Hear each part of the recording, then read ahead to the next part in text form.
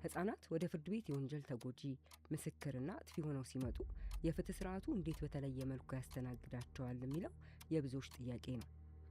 በዛሬው ፕሮግራማችን በፌዴራል የመጀመሪያ ደረጃ ፍርድ ቤት በልደታና አዲስ ከተማ ምድብ ችሎቶች ተገኝተን የህፃናት ችሎቶችንና ለህፃናት የቀረቡ አገልግሎቶችን እንቃኛለን። ችሎቱ ህፃኗን ከዚህ ቀጥታ እንዲመለከታት ያስችለዋል ማለት ነው። ይሄ የመስተዋቱ ስትራክቸር።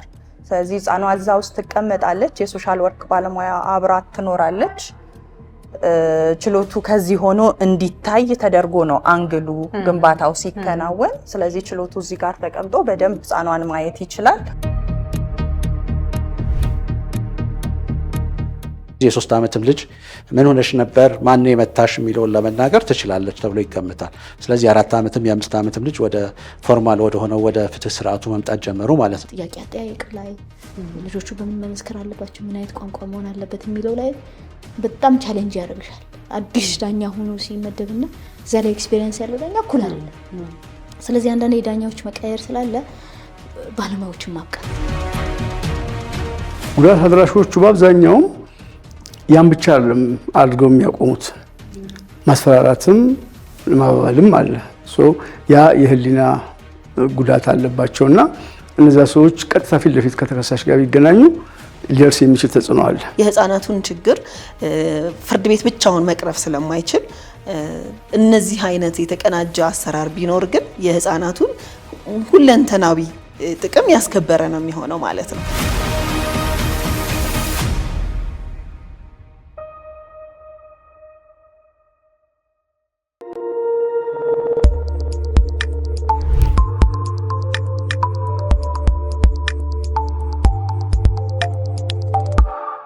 ፍርድ ቤቶች ክርክር የሚደረግባቸውና ፍርድ የሚሰጥባቸው ቦታዎች በመሆናቸው ለአብዛኛው ሰው ፍርሃትና ጭንቀትን ይፈጥራሉ። ህፃናት ወደ ፍርድ ቤት የወንጀል ተጎጂ ምስክርና አጥፊ ሆነው ሲመጡ የፍትህ ስርዓቱ እንዴት በተለየ መልኩ ያስተናግዳቸዋል የሚለው የብዙዎች ጥያቄ ነው። በዛሬው ፕሮግራማችን በፌዴራል የመጀመሪያ ደረጃ ፍርድ ቤት በልደታና አዲስ ከተማ ምድብ ችሎቶች ተገኝተን የህፃናት ችሎቶችንና ለህፃናት የቀረቡ አገልግሎቶችን እንቃኛለን። በፕሮግራማችን ህፃናት እንዴት እንደሚስተናገዱና ዳኞችና ባለሙያዎች ስራቸውን እንዴት እንደሚሰሩ እየተመለከትን ውይይት የምናደርግ ይሆናል። ይህ ፕሮግራም በፌዴራል የመጀመሪያ ደረጃ ፍርድ ቤትና በአባይ ቲቪ በጋራ ትብብር እየተዘጋጀ ወደ እናንተ የሚቀርብ ነው።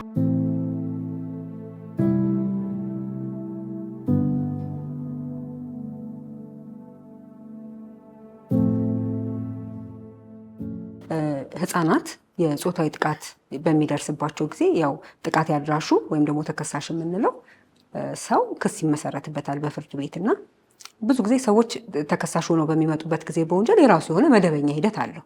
ግን ጾታዊ ጥቃት የደረሰባቸው ህፃናት ሲሆኑ ፍርድ ቤቱ እንደ ፍርድ ቤት እንደ ተቋም አገልግሎቱን ለመስጠት ለህፃናት ምቹ ለማድረግ ወይም ደግሞ የሚሰጠው መተው ምስክርነታቸውን ሲሰጡ ወይም ደግሞ ህፃናት በሚመጡበት ጉዳይ ላይ የተሻለ አገልግሎት ለመስጠት እንዲያስችል ምን አይነት አሰራሮች ነው ያለው? ስትሰሩ የነበረውስ በምን አይነት ሁኔታ ነበር? አሁንስ እየተሰራ ያለው እንዴት ነው? ሴቶችና ህፃናት ጥቃት ተፈጽሞባቸው ወደ ፍርድ ቤት ሲመጡ ዋናው የሚደረገው ምንድነው? ልዩ ችሎት ተቋቁሟል። ለእያንዳንዱ ለምሳሌ ጾታዊ ጥቃት የተፈጸመባቸው ችሎት ለብቻው ነው ተቋቁሞ የሚሰራ። ለብቻው ዳኛ፣ ለብቻው ፍርድ ቤት ምድብ ችሎት ተቋቁሞለት አሁን በየምድብ ችሎቱ በሚባል ደረጃ ሁሉም ምድብ ችሎቶች ሴቶችና ህፃናትን በተመለከተ በልዩ ችሎት ነው የሚያየው። ልዩ ችሎቱ ደግሞ የተቋቋመበት አደረጃጀቱ ሲታይ ደግሞ ለህፃናቱ ምቹ በሆነ ለህፃናቱ ተግባቦታቸው በደንብ በስነ ስርዓት ተመችቷቸው ወይም እነሱ ሊመቻቸው በሚችል ወይም ቻይልድ ፍሬንድሊ በሚባለው አኳኋን መጀመሪያ የምስክር አሰጣጣቸው በባለሙያ ታግዘው ምስክርነታቸውን እንዲሰጡ ምስክርነታቸውንም ሲሰጡ ባለሙያ ክፍል ልዩ ክፍል የተቋቋማል። ምስክር የሚሰጡበት ልዩ ክፍል አላቸው። በዛ ገብተው ባለሙያውን የሚያናግሩበት ባለሙያውን ሲያናግሩ ደግሞ ምስክርነት እየሰጡ ሳይሆን ባለሙያን እያናገሯት እንዲመስል።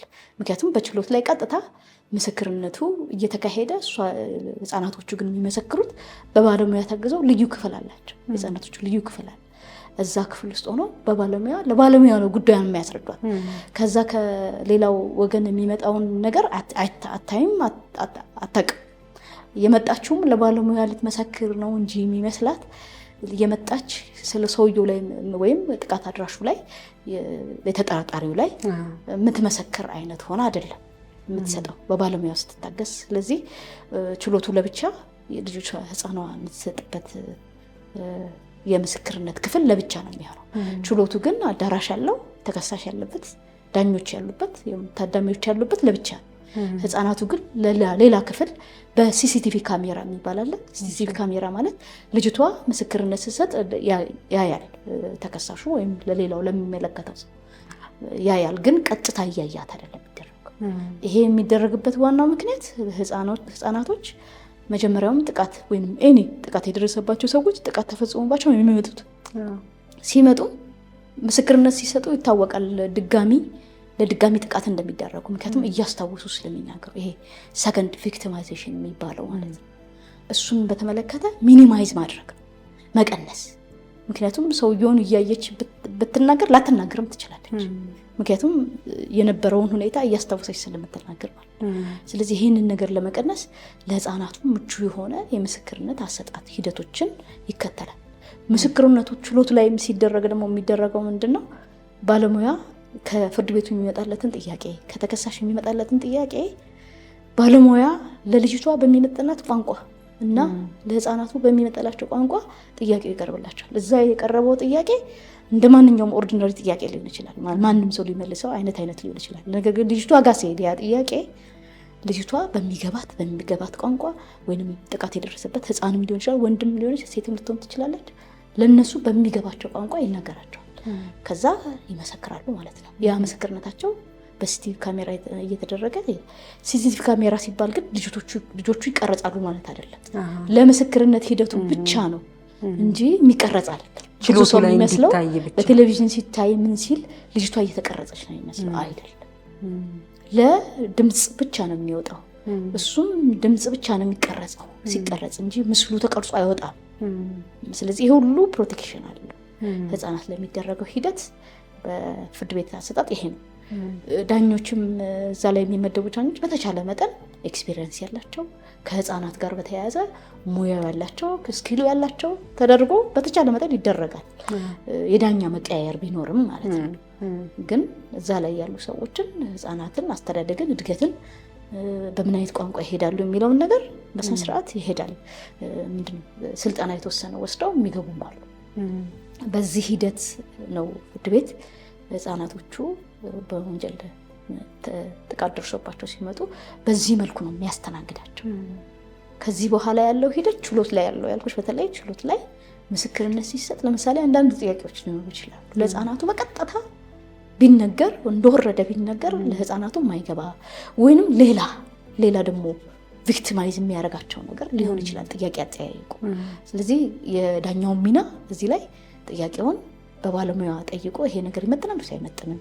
አንዳንድ ደግሞ ባለሙያዎቹ ደግሞ ኤክስፒሪየንስድ ከሆኑ ደግሞ ይሄ ጥያቄ በሌላ መልኩ ቢጠየቅ ልጅቷን ሊጎዳ ይችላል የሚል ምክር እየሰጡ በተቻለ መጠን ለህፃናቶቹ ምቹ የሆነ ድጋሚ የማይጎዱበት ነገር ቀንሶ ምስክርነታቸውን ሰጥተው የሚሄዱበት ሂደት ነው ያለው።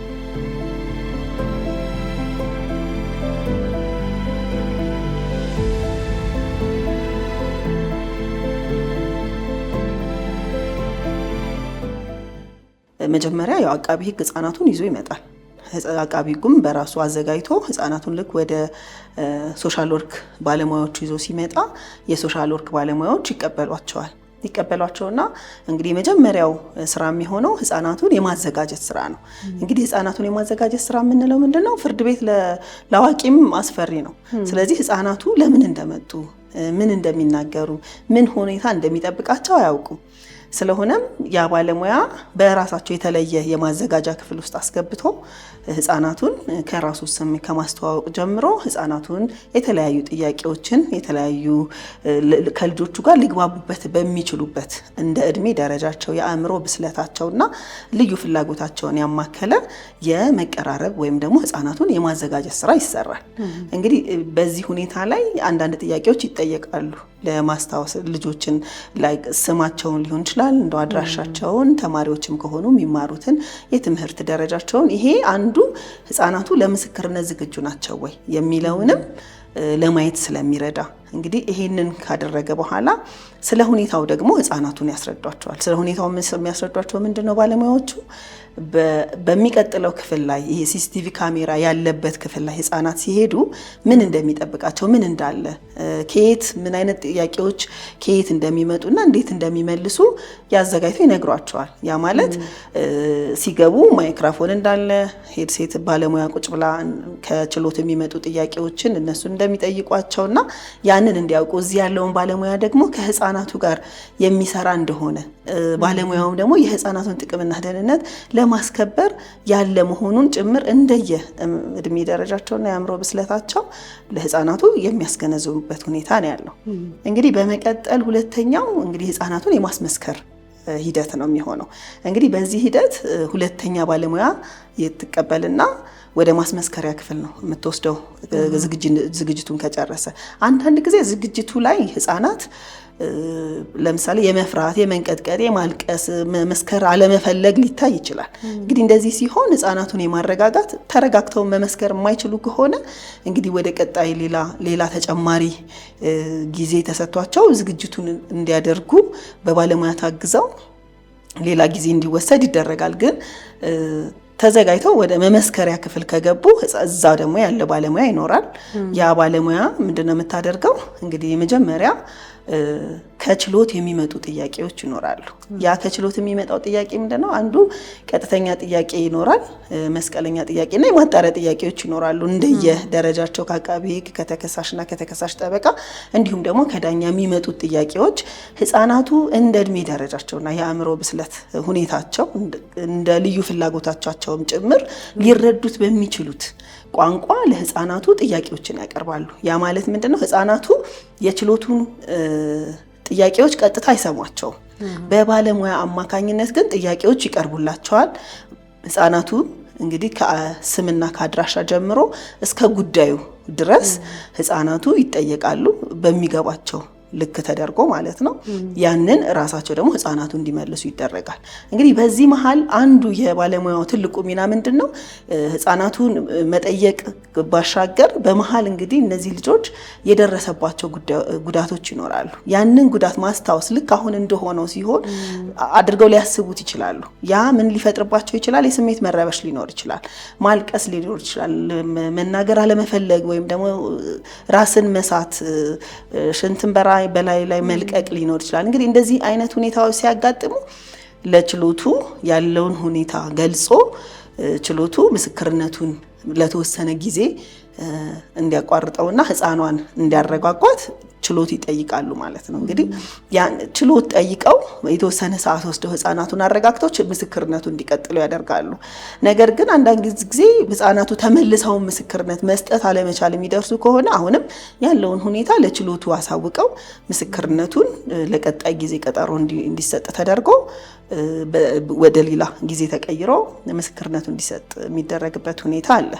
እንግዲህ ተሳክቶ ምስክርነቱን ሰጥተው ከጨረሱ ደግሞ ምንድነው የሚደረገው? የሶስተኛው እንግዲህ ህፃናቱን ማሰናበት ወይም ደግሞ ይሄ የመጨረሻው የመዝጊያ ይኖራል ሂደት ይኖራል። እንግዲህ ህፃናቱ መስክረው ከጨረሱ በኋላ ወደ ሁለተኛ የመጀመሪያው ክፍል መልሰው ይወስዷቸዋል። እንግዲህ እዚህ ክፍል ላይ የሚወስዷቸው ምንድነው? ህፃናቱ የደረሰባቸውን የሆነውን ሲጠየቁ ቅድም ያልኩትን አይነት ስሜቶች ሊፈጠሩባቸው ይችላል። ስለዚህ እነዚህን ስሜቶች ይዘው እንዲሄዱ አይደረግም። ስለዚህ የህፃናቱን የማረጋጋት ስራ ይሰራል ማለት ነው። እንግዲህ ማረጋጋት ስራውም የሚሰራው እንደ ህፃናቱ ጉዳት መጠን ይሆናል። እድሜያቸው እንደገና የአእምሮ ብስለታቸውም ደረጃ ሁኔታ ታይቶ በዛ ደረጃ ህፃናቱን የማረጋጋት ስራ ይሰራል። አንዳንዴ የሚወዱትን እንዲያደርጉ በማድረግ ሊሆን ይችላል፣ ስዕል እንዲስሉ ሊሆን ይችላል፣ ተረት እንዲናገሩ ሊሆን ይችላል። አንዳንድ ጊዜ ደግሞ ይሄ ራሳቸውን የጥፋተኝነት ስሜት ተሰምቷቸውም ሊመጡ ይችላሉና እነዚህን የማረጋጋት ስራ እንግዲህ የባለሙያው ነው የሚሆነውና ባለሙያው ይሄን የማረጋጋት ስራ ሰርቶ ህፃናቱን አመስግኖ የሚሸኝበት ነው ያለው። እንግዲህ ህፃናቱን ግን ካሰናበተ በኋላ ስራው አለቀ ማለት አይደለም። ሌላ ቀጣይ ወላጅ ወይም አሳዳጊዎች የነዚህ ልጆች ወላጅ ወይም አሳዳጊዎችን ደግሞ የሚያነጋግርበት ሁኔታ አለ። ይሄ ሁልጊዜ ላይሆን ይችላል። ነገር ግን ህፃናቱ እንደደረሰባቸው የጉዳት መጠን እንዲሁም ደግሞ እነሱ እንዳሉበት የስሜት ሁኔታ ይወስነዋል። ሁለተኛ ደግሞ እንደሚያስፈልጋቸው የማህበራዊ ድጋፍም ሊሆን ይችላል። እንደዛ ሁኔታ ለምሳሌ ያክል የ12 ዓመት ልጅ ህፃን ይዛ የምትመሰክር ወልዳ የምትመሰክር ልትኖር ትችላለችና ወዴት እንደምትሄድ እንኳን ማታቅ ልትሆን ትችላለች። ስለዚህ ለምሳሌ እቺ ህፃን ምንድን ያስፈልጋታል ማለት ነው? የኢኮኖሚ ድጋፍ የሚያስፈልጋት ሊሆን ይችላል።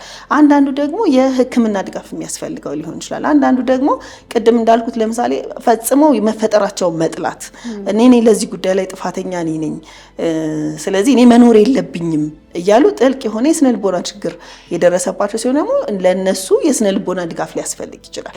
ስለዚህ ይሄንን ሁኔታ ባለሙያው ተገንዝቦና ተረድቶ ሁኔታቸውን ለይቶ ባለጉዳዮች ማነው የነሱን ወላጆች ያነጋግራል። እንግዲህ የነሱን ወላጆች የሚያነጋግረው ምንድነው? ሌላ እነዚህ ህፃናት ይሄ ፍላጎቶች አሏቸው።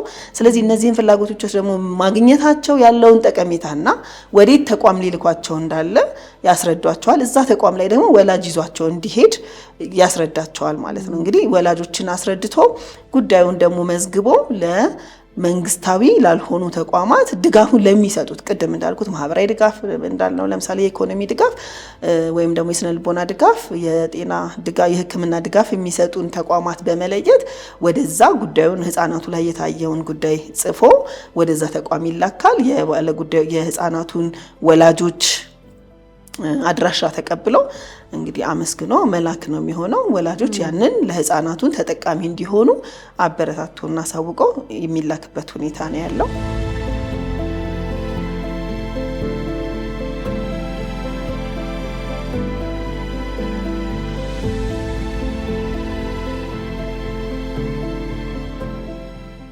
ዋን ሳይድ ሚረር የሚባለው ማለት በመስታወት ውስጥ ሆኖ የምስክርነት ቃል የሚሰጥበት ሂደት ነው። ልዩነቱ ምንድነው? በዋናነት የሲሲቲቪ ካሜራው በጣም ውድ ነው። ሁሉም ቦታ ላይ እናዳርስ ቢባል ከበጀት አንጻር በጣም ከፍተኛ በጀት የሚጠይቅ ነው። ያን ብቻ አይደለም። ያንን እንኳን ተሟልቶ እነዛ በጀት ተሟልቶለት ፍርድ ቤቶቹን እናዳርስ እንኳን ቢባል በተለያየ ጥቃቅን ነገር ሁለት ሲሲቲቪ ቴሌቪዥኖች አሉ፣ ሌሎች አክሰሰሪዎች አሉ። በጥቃቅን ጉድለት አንድ ቀን ብቻ አይደለም ተደጋጋሚ በጣም በርካታ ቀናቶችን ምስክርነት ሳይሰማ ሊያስተጓጉል የሚችል አሰራር ነው። ይሄንኛው ብዙ ወጪ የሚጠይቅ አይደለም። ሁለት የግድግዳ ክፍሎችን በመስታወት ከልሎ ወይም በመስታወት አድርጎ ያንን ከውስጥ ወደ ውጭ እንዳይታይ ዳኞች፣ አቃቢ ሕጎች እና ተከላካይ ጠበቃና ተከሳሽ ቀጥታ ተበዳዩን የሚመለከቱበት ምስክርነቱን ቀጥታ የምናይበት ሂደት ስለሆነ ከወጭም አንጻር በጣም የማያስተጓጉል ቀላል ተደራሽ ሊሆን የሚችል ሁሉም ቦታ ላይ ሊደረግ የሚችል በቀላል ወጪ የሚሰራ ነው። ልዩነቱ ያ ነው። ከዚያ ወጪ ምስክር አሰጣጡ አንድ ነው።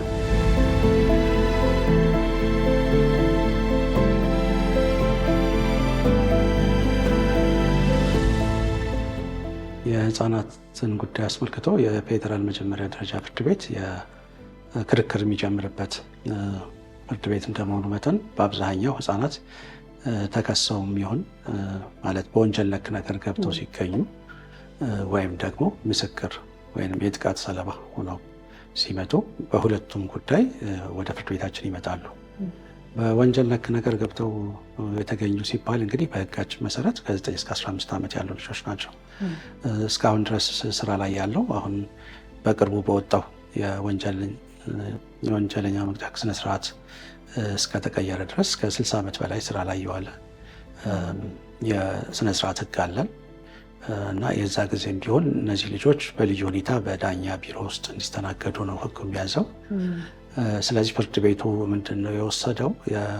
ከዛ ባሻገር ህጉ ካስቀመጠው ሚኒመም ስታንዳርድ ሻል ያለ ነገር ማድረግ አለብን ተብሎ ቻይልድ ፍሬንድሊ ወይም ለህፃናት ምቹ የሆነ ችሎት አደረጃጀት እየተጠቀመ ነው ያለው።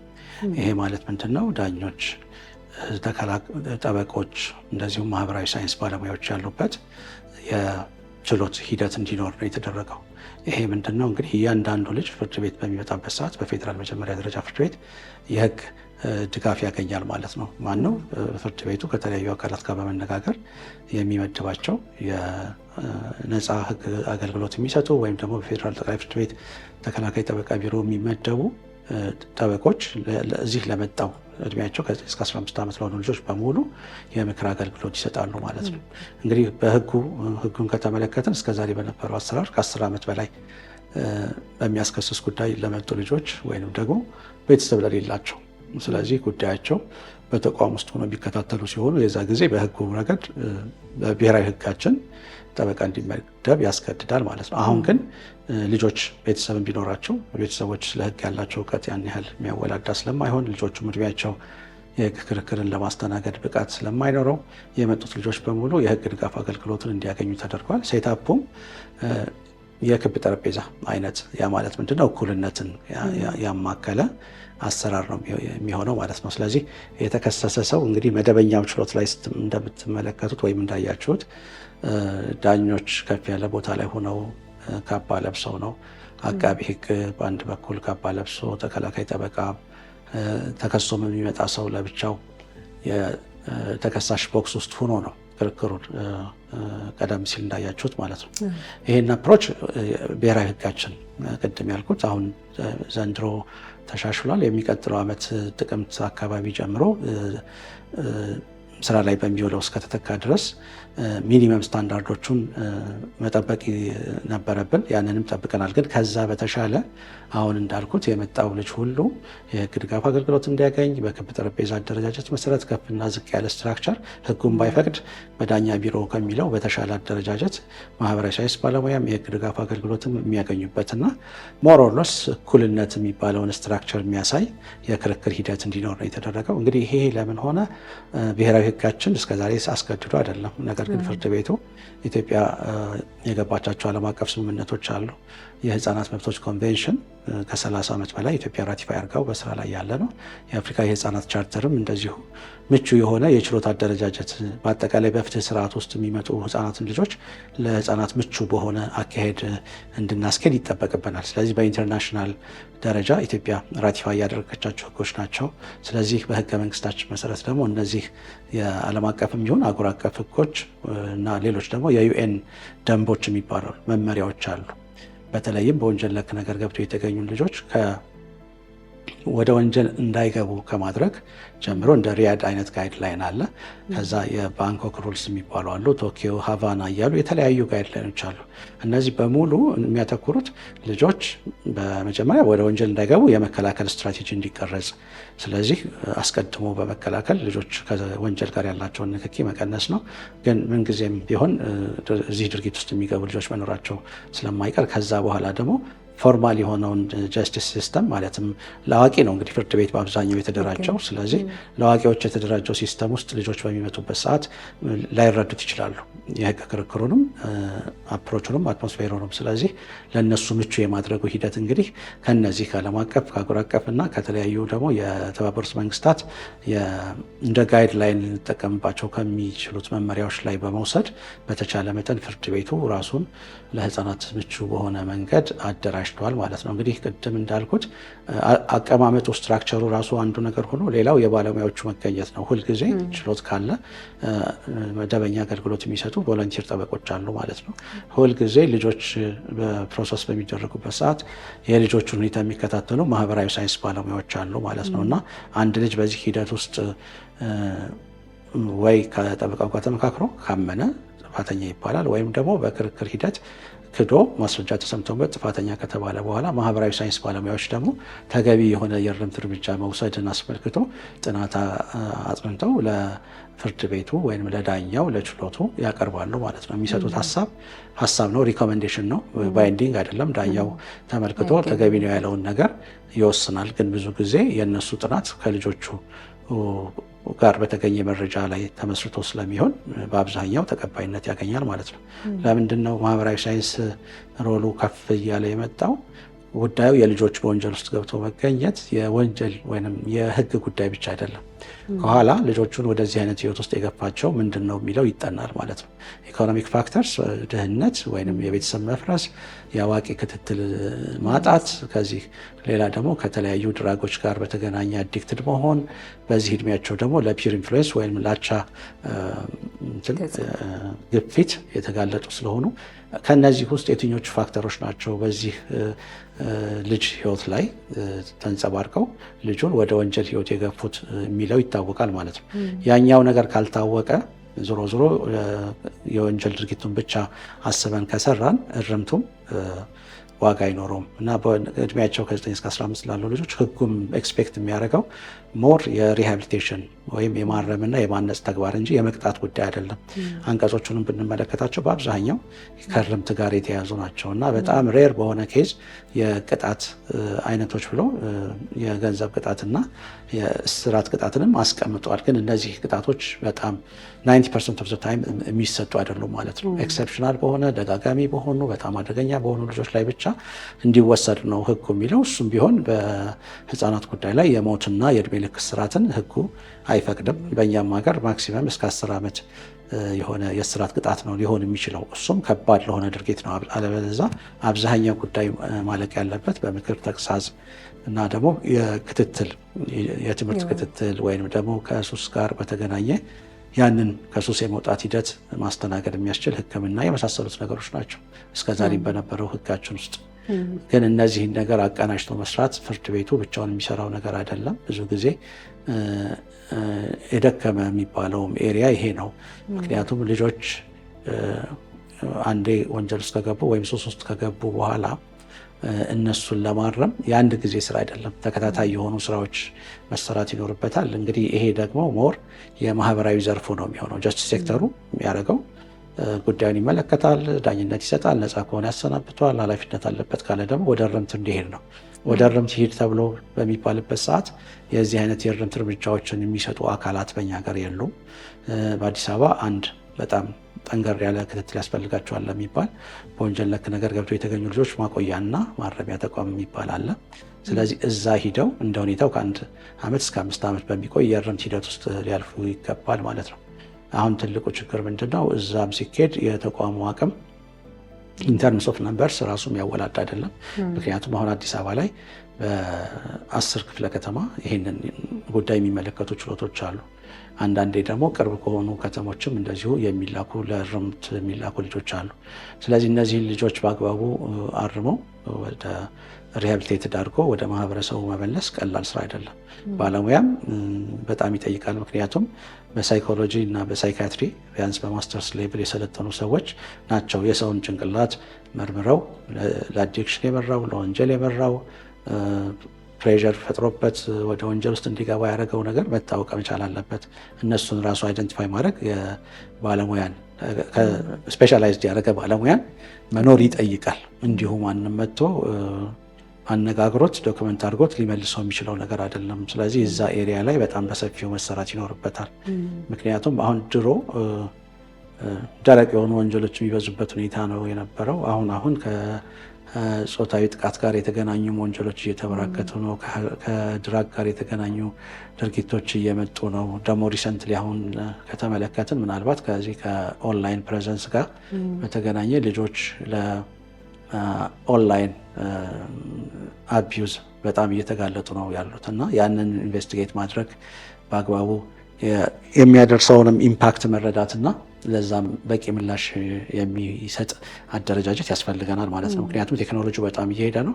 ቴክኖሎጂውን በመጠቀም የሚሰሩ ወንጀሎችም ወደ ልጆች ጋር ካለው አክሰስ አሁን ለኢንተርኔት ብዙ ልጆች አክሰስ አላቸው። ስለዚህ ከእሱ ጋር በተገናኘ ቀላል የማይባል ከአዲክሽን ጀምሮ እስከ አቢዩዝ ድረስ የሚደርስ የወንጀል አይነቶች አሉ። ኤክስቶርሽን ልጆቹን የማስገደድ ያልሆነ ነገር አሰርቶ ከዛ በኋላ የማስፈራራትና ኤክስቶርት ማድረግ ነገሮች አሉ። ስለዚህ በጣም ሰፊ የሆነ እንቅስቃሴ የሚፈልግ ኤሪያ ነው ማለት ነው። በፊት ከነበረው ከደረቅ ወንጀል ወይም አካላዊ ግንኙነት ብቻ የሚፈጸመው አሁን ኦንላይኑ ሌላ ቦታ ሆኖ ሳያገኘው ወይም ሳያገኛት ብዙ ወንጀል ሊያሰራትም ሊፈጽምባትም ይችላል። ስለዚህ ብዙ መስራት አለብን ነው።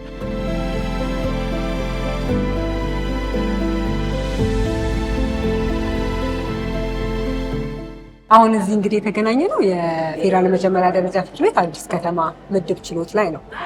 ቅድም የልደታ ፍርድ ቤት ላይ ነበር፣ ልደታ ምድብ ችሎት ላይ ነበረንና ህፃናት ተከሳሽ ሆነው ሲከሰሱ ከዛ ደግሞ ምስክር ሆነው በሚመጡበት ጊዜ ግል ተበዳይም ሆነ ወይም ደግሞ ለማንኛውም ጉዳይ ምስክር ሲሆኑ በምን መልኩ ነው የሚስተናገዱት የሚለውን ስንመለከት ነበረ። እዛ ሲሲቲቪ ካሜራ ነው ያለው፣ ውጪ ህፃናቱ የሚቀመጡበት አለ። ችሎቱ ደግሞ በቲቪ እያየ በካሜራ እየተቀረጹ ሲነጋገሩ ተመልክተናል። እዚህ አዲስ ከተማ ደግሞ ሌላ የተለየ ነገር እንዳለ ተነግሮ የመጣ ነውና ምንድን ነው ያለው እዚህ? ይሄ በዚህ በአዲስ ከተማ ምድብ ችሎት እንግዲህ በፌዴራል ጠቅላይ ፍርድ ቤት ህፃናት ፍትህ ፕሮጀክት የተሰራ ለህፃናት ተስማሚ የምስክርነት መስጫ ክፍል አለ። ቅድም ልደታ ላይ ካያችሁት እና አንቺም ከገለጽሽልን በተወሰነ ደረጃ ዘመናዊ እና የተሻለ የሚባለው ቴክኖሎጂ ነው እዚህኛው ላይ የተገነባው። በእርግጥ በአዲስ ከተማ ብቻ ያለ አይደለም፣ በየካም አለ፣ በቂርቆስም አለ። ይሄው ሴታፕ በህፃናት ፍትህ ፕሮጀክት የተሰራ ነው። በዩኒሴፍ ድጋፍ የተሰራ ነው፣ በፌዴራል ጠቅላይ ፍርድ ቤት ማለት ነው። ስለዚህ ምንድነው የሚሰራው፣ ምንድነው ከሲሲቲቪ ካሜራ የሚለየው የሚለውን ደግሞ ሴታፑን እያየን ውስጥ ገብተን በደንብ እናያለን። እሺ፣ ምንድነው የሚባለው እዚህ ውስጥ ያለው የሚስተናገዱት ወይም ደግሞ ምን አይነት ሲስተም ነው ያለው? የምስክርነት መስጫ ክፍሉ ዋን ዌይ ሚረር ዊትነስ ሩም ነው የሚባለው፣ ወይም ደግሞ የአንድ መስኮት በአማርኛ ለመተርጎም ትንሽ ያስቸግራል። የአንድ መስኮት የምስክርነት መስጫ ክፍል ነው የሚባለው። እንደ ሲሲቲቪ ካሜራው ተቀርጾ በስክሪን ዲስፕሌይ ተደርጎ አይደለም። ችሎቱ ህፃኗን ችሎት ተቀምጣ ምስክርነት ቃሏን ብትሰጥ በሚያያት ኤክስቴንት ያክል ቪዥዋል ዲስፕሌይ እንዲኖረው ወይም እይታ እንዲኖረው ተደርጎ በደብል ቴምፐርድ ግላስ በሚባል የተገነባ ነው። የምስክርነት ቃሉ በፊት እንደለመድ ነው በስክሪን የሚተላለፍ አይደለም። ስለዚህ ችሎቱ ካለበት ሆኖ ህፃኗም ካለችበት ሆና የችሎት ስሜቱ ሳይሰማት፣ ነገር ግን ችሎቱ ደግሞ ኢሞሽኗንም ማንበብ ችሎ የሰውነት እንቅስቃሴዎቿንም ማንበብ ችሎ የምስክርነት ቃሉን የሚወስድበት መንገድ ነው ማለት ነው። ዋን ዌይ ሚረር የምንለው። እስኪ ውስጥ ገብተን ደግሞ ህፃናቱ የቱ ጋር ነው የሚቀመጡት፣ ዳኞች እንዴት ነው የሚያስተናግዱት የሚለውን ደግሞ መልካም።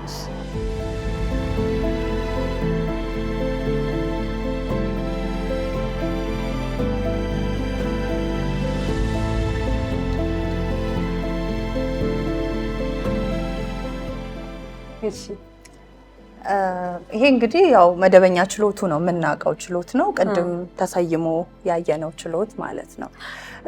ያው ይሄ የዳኞች መቀመጫ ነው። ይሄ ደግሞ የተከሳሽ መቆሚያ ነው። እዚህ ጋር ደግሞ አቃቤ ህግ ይቀመጣል። እዚህ ጋር ጠበቆች ይቀመጣሉ በተከሳሽ ሳይድ። አሁን እኛ የምናየው ዋን ዌይ ሚረር ዊትነስ ሩም የምንለው ወይም የምስክርነት መስጫ ክፍል የህፃናቱ ይሄ በመስተዋት የተከለለው እና የተለየው ክፍል ነው ማለት ነው። ምንድን ነው የሚያደርገው ይሄ ክፍል? ዳኞቹስ እንዴት ነው ከምስክሯ ጋር የሚገናኙት? ሌሎቹስ አካላት የሚለውን ስናይ እነዚህ እዚህ ጋር የምንመለከታቸው ማይኮች፣ እኚህ ማይኮች ድምፁ ከዛኛው ክፍል የህፃኗ ድምፅ በቀጥታ ባይሆንም የስነ ልቦና ባለሙያ ይኖራል ሁል ጊዜም ከህፃኗ ጋር ከችሎቱ የሚመጣውን ከተከሳሽ የሚመጣውን ከአቃቤ ህግ ከጠበቃ የሚመጣውን የጥያቄዎች ለህፃኗ ተስማሚ ወይም ለህፃኑ ተስማሚ በሆነ መንገድ ተርጉሞ የሚያብራራ የስነ ልቦና ባለሙያ ይኖራል ሁሌም በምስክርነት መስጫ ክፍል ውስጥ። ስለዚህ በስነ ልቦና ባለሙያ አማካኝነት ድምፁን ችሎቱ እንዲሰማው ይሆናል ማለት ነው። እነዚህ ማይኮች እዚህ የተቀመጡበት ምክንያት ያ ነው። ተከሳሽም ሲኖር ደግሞ በዚሁ አግባብ እንዲጠይቅ እና ደግሞ መልሱንም እንዲሰማ ይሆናል።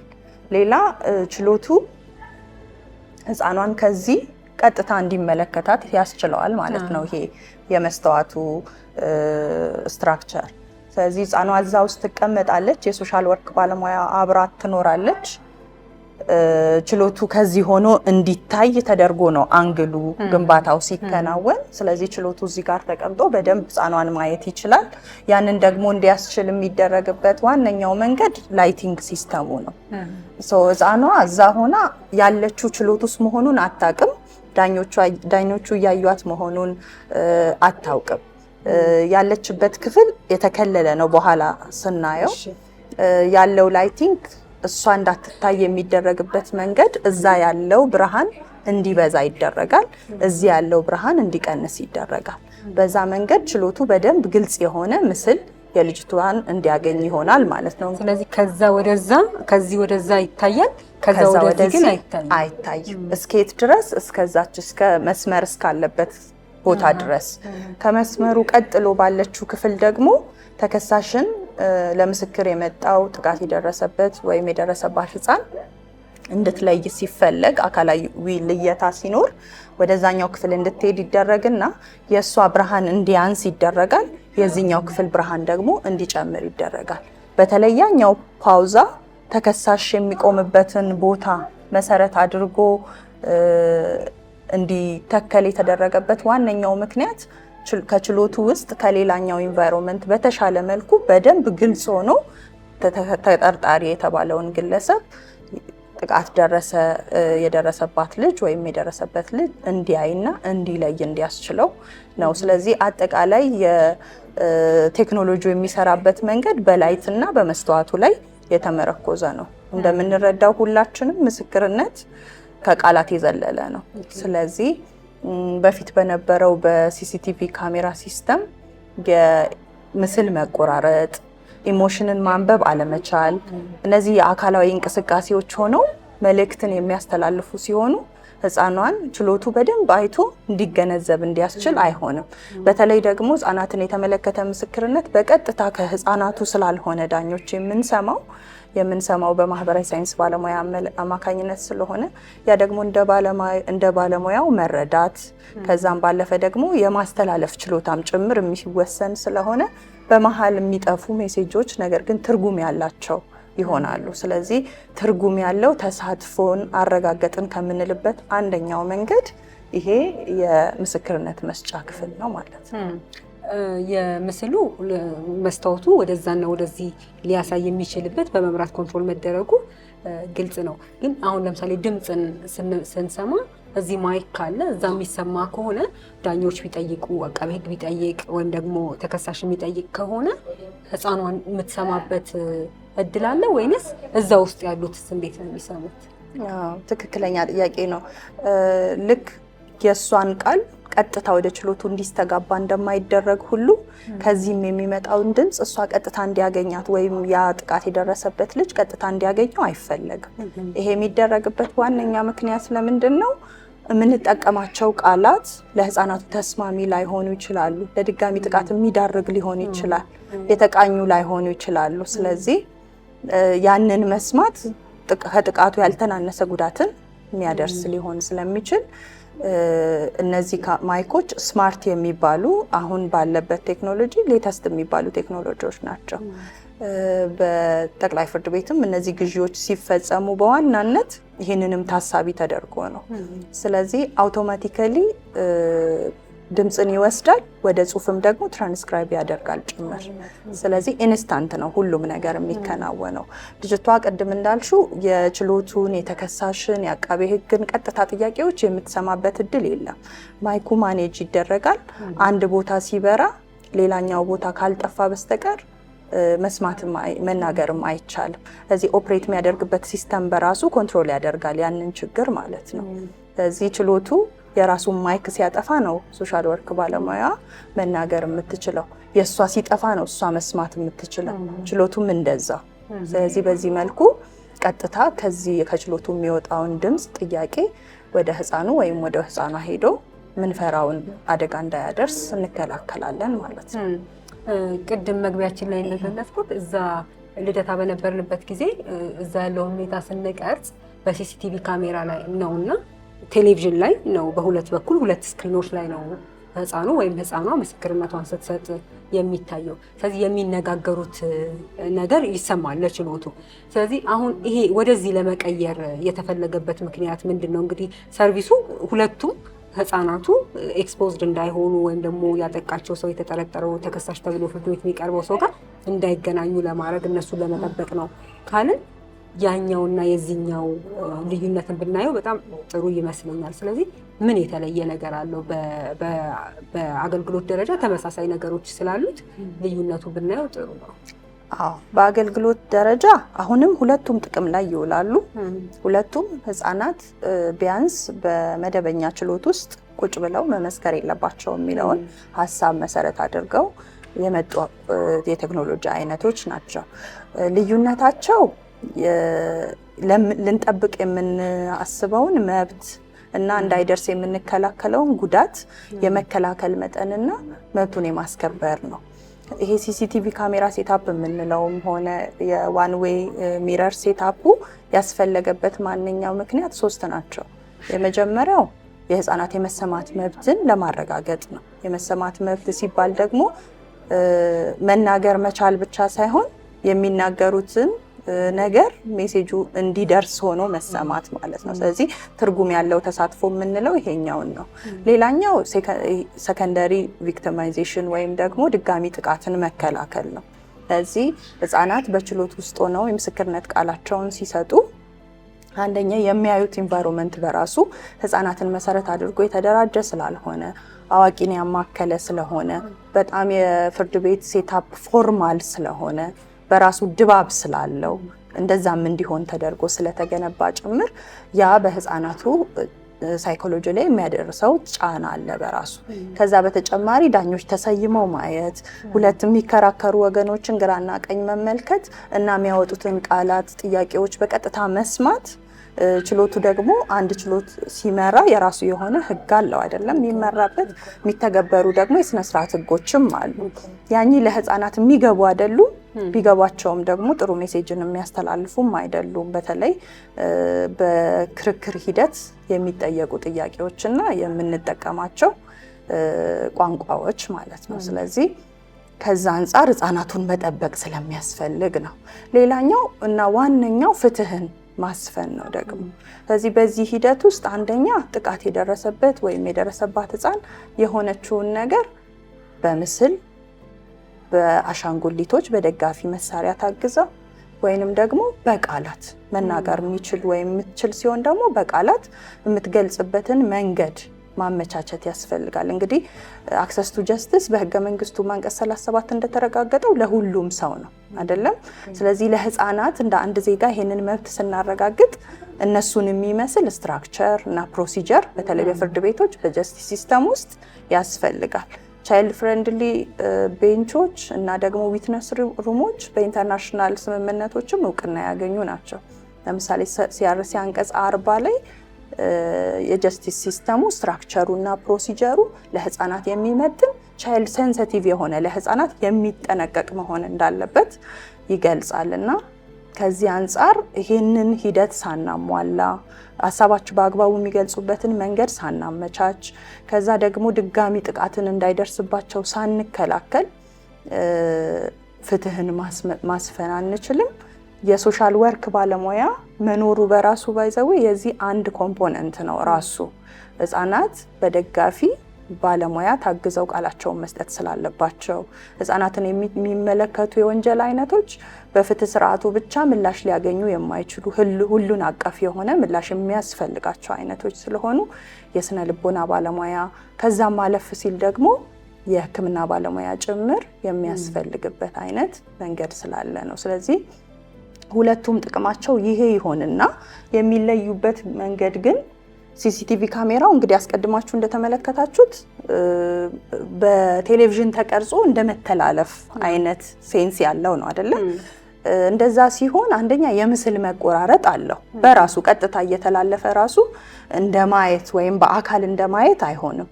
ሁለተኛ ምስክርነት ከቃላት ያለፈ ነው ብለናል ቅድም። ስለዚህ ስሜትን ችሎት ማንበብ መቻል አለበት። አካላዊ እንቅስቃሴን ማንበብ መቻል አለበት። አንዳንድ ጊዜ ለምስክርነት የሚመጡት ህፃኖች አፋቸውን ያልፈቱ ሁሉ ይሆናሉ እና ቁጭ ብለን አናግረናቸው የሆኑትን የምንረዳቸው አይሆኑም። የስነ ልቦና ባለሙያን ቢታከልበት ይህንን መፍትሄ የሚያስገኝ አይሆንም። ስለዚህ እነዛ ህፃናት በደጋፊ የምስክርነት መስጫ እቃዎች ታግዘው ነው ምስክርነታቸውን የሚሰጡት። ስለዚህ በሁኔታ ነው የሚያስረዱት ማለት ነው። ያንን ሲያስረዱ ደግሞ ችሎቱ ቀጥታ ሊያይ ይገባል። ያንን ማየት እስካልቻለ ድረስ ደግሞ የሆኑትን የደረሰውን ጉዳት መጠኑን መረዳት አይችልም ማለት ነው። ይሄ እንዳለ ሆኖ በቴሌቪዥንም ቀርጾ እኮ ማስተላለፍ ይቻላል፣ ወይም በሲሲቲቪ ካሜራውም ቀርጾ ማስተላለፍ ይቻላል ልንል እንችላለን። ነገር ግን ሲተላለፍ እንደ ቀጥታ እይታ አይሆንም።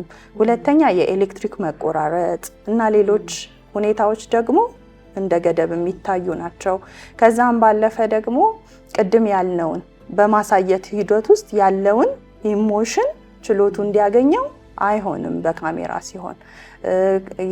ያን ብቻ ሳይሆን ደግሞ ያቺ ልጅ በካሜራ ከላይ ተሰቅሎ እንደገና ማይክ ተደቅኖ ፊቷ እንዳይቆራረጥ ተቆራረጠች፣ አስጠጊላት እየተባለ ነው የሲሲቲቪ ካሜራው ኦፕሬት የሚያደርገው። ስለዚህ እንደዛ ሲሆን ልጆች ኮንሽስ ናቸው፣ ምንድን ነው እየሆነ ያለው ብለው ማሰባቸው አይቀርም። ስለዚህ ከዛም ደግሞ እንድንከላከል ቁጭ ብላ እንደመጫወት ያክል እንድታወራት የሶሻል ወርክ ባለሙያዋ እድልንም ጭምር ይፈጥርልናል ማለት ነው። ሌላኛውና ዋነኛው ድምፅን ነው። ድምፅ ቅድም ከዚህ እንዳይስተጋባ ስንል በማይኩ መሰረት በኩል ብቻ አይደለም አይደለ?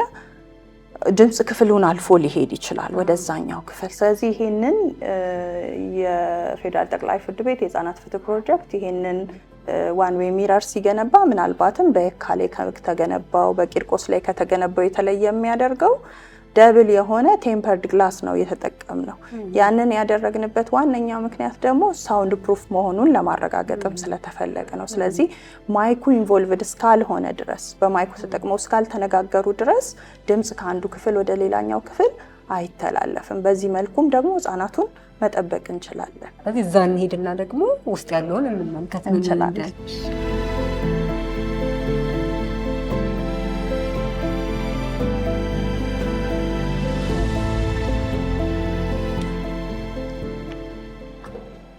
ይሄ ነው እንግዲህ ውስጡ ዋን ዌይ ሚረር ያልነው እና ቅድም ከችሎቱ ውስጥ አንዱን የመስተዋቱን ሳይድ ብቻ ያየ ነው ዋን ዌይ ሚረር የምንለው። ውስጡ ይሄንን ነው የሚመስለው። ለምስክርና ለማህበራዊ ሳይንስ ባለሙያ ነው የተዘጋጀው መቀመጫ። ምናልባት ቅድም ስገልጽ ሌሎች ያልጠቀስኳቸው ጥቅሞች ዘርፈ ብዙ ቢሆኑም ግን ዋነኛ ተብሎ ከሚነሳው ውስጥ አንደኛው ደግሞ የኮስት ኢፌክቲቭ መሆኑ ነው።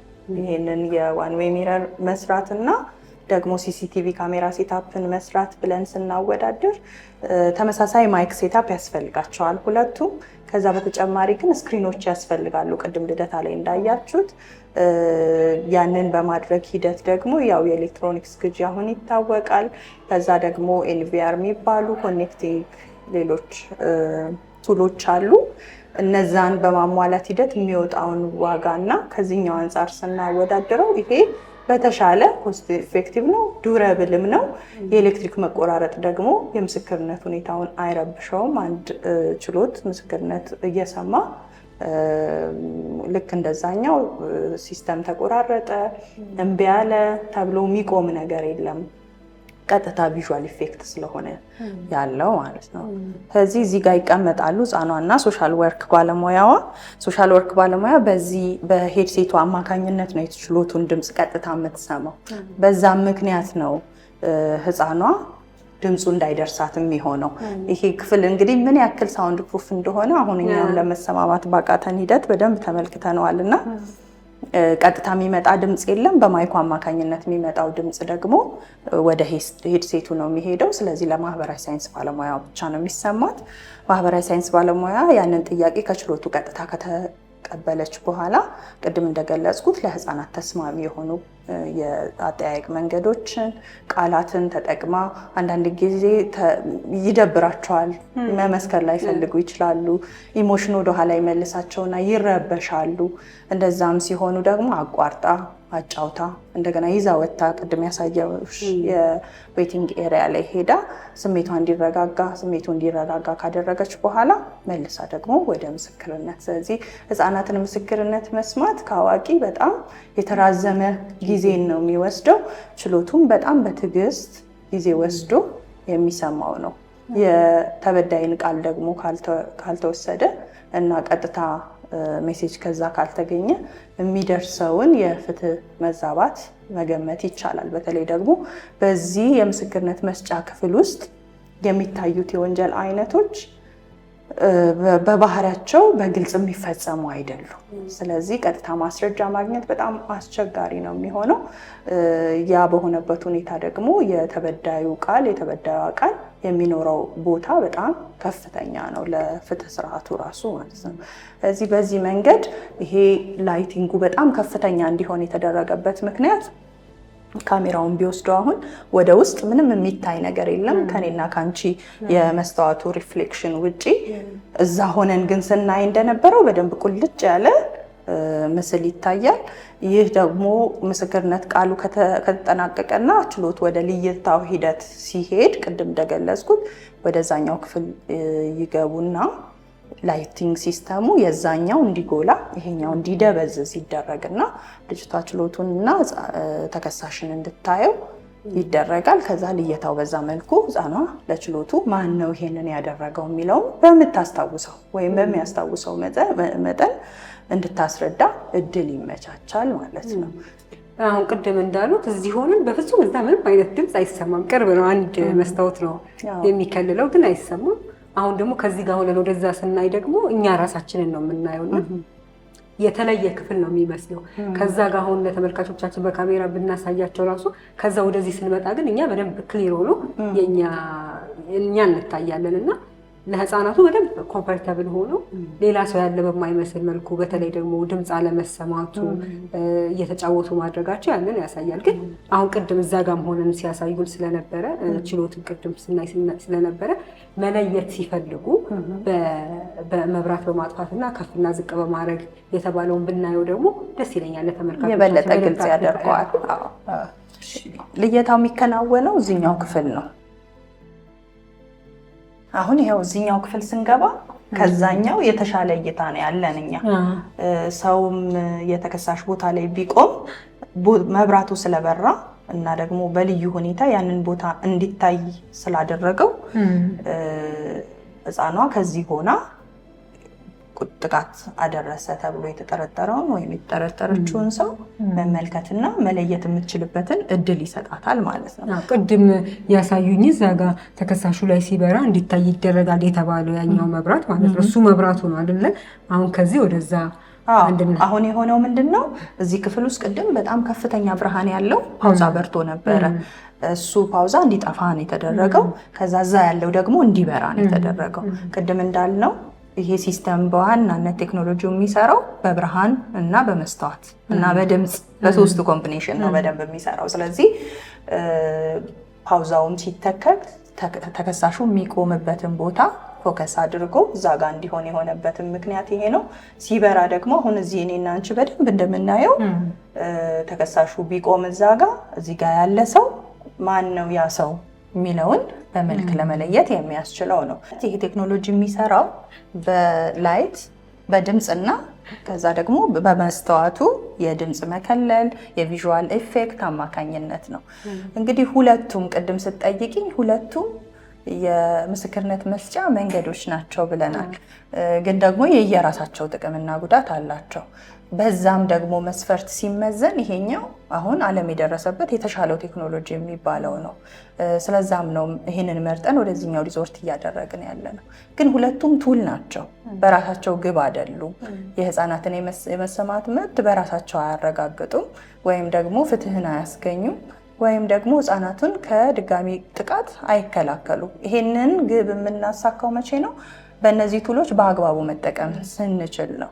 እዚህ ምስክርነት መስጫ ክፍሉ ኖሮ በመደበኛ ችሎት የምንሰማ ከሆነ በትንንሽ መበላሸቶች ደግሞ አገልግሎቱ በአግባቡ እንዳይሰጥ የምናደርግ ከሆነ ስቲል ዓላማችንን የምናሳካ አይሆንም። ህፃናቱንም ደግሞ በምንችለው መጠን በነገራችን ላይ የሚጠበቅብን የጥበቃ መጠን ይሄ አይደለም። የሚጠበቅብን የጥበቃ መጠን ለህፃናት ልዩ የሆነ ፍርድ ቤትን ማቋቋም፣ ህፃናት ከጅምሩ ጀምሮ የሚያልፉበት መንገድ ለድጋሚ ጥቃት የማይዳርግ ትራውማታይዝ የማያደርጋቸው ወደፊታቸውን የማያበላሽ የደረሰባቸው ጉዳት ጥቃት ሳያንስ ድጋሚ እንዲኖሩት የማያደርግ መሆን መቻል አለበት። ያ ደግሞ ከፖሊስ ጣቢያ ጀምሮ የሚያልፉበት ሙሉ ሂደቱ ጀስቲስ ሲስተም ስንል እሱን አይደለም የምንለው። ስለዚህ ያንን ሙሉ ሂደቱን የሚሸፍን መሆን አለበት። ግን ደግሞ እንደ ዕድል ሆኖ እነዚህ ቻይልድ ሴንሲቲቭ የምንላቸው ሂደቶች የሚያስፈልጉት ማቴሪያሎች ኮስቲ ናቸው።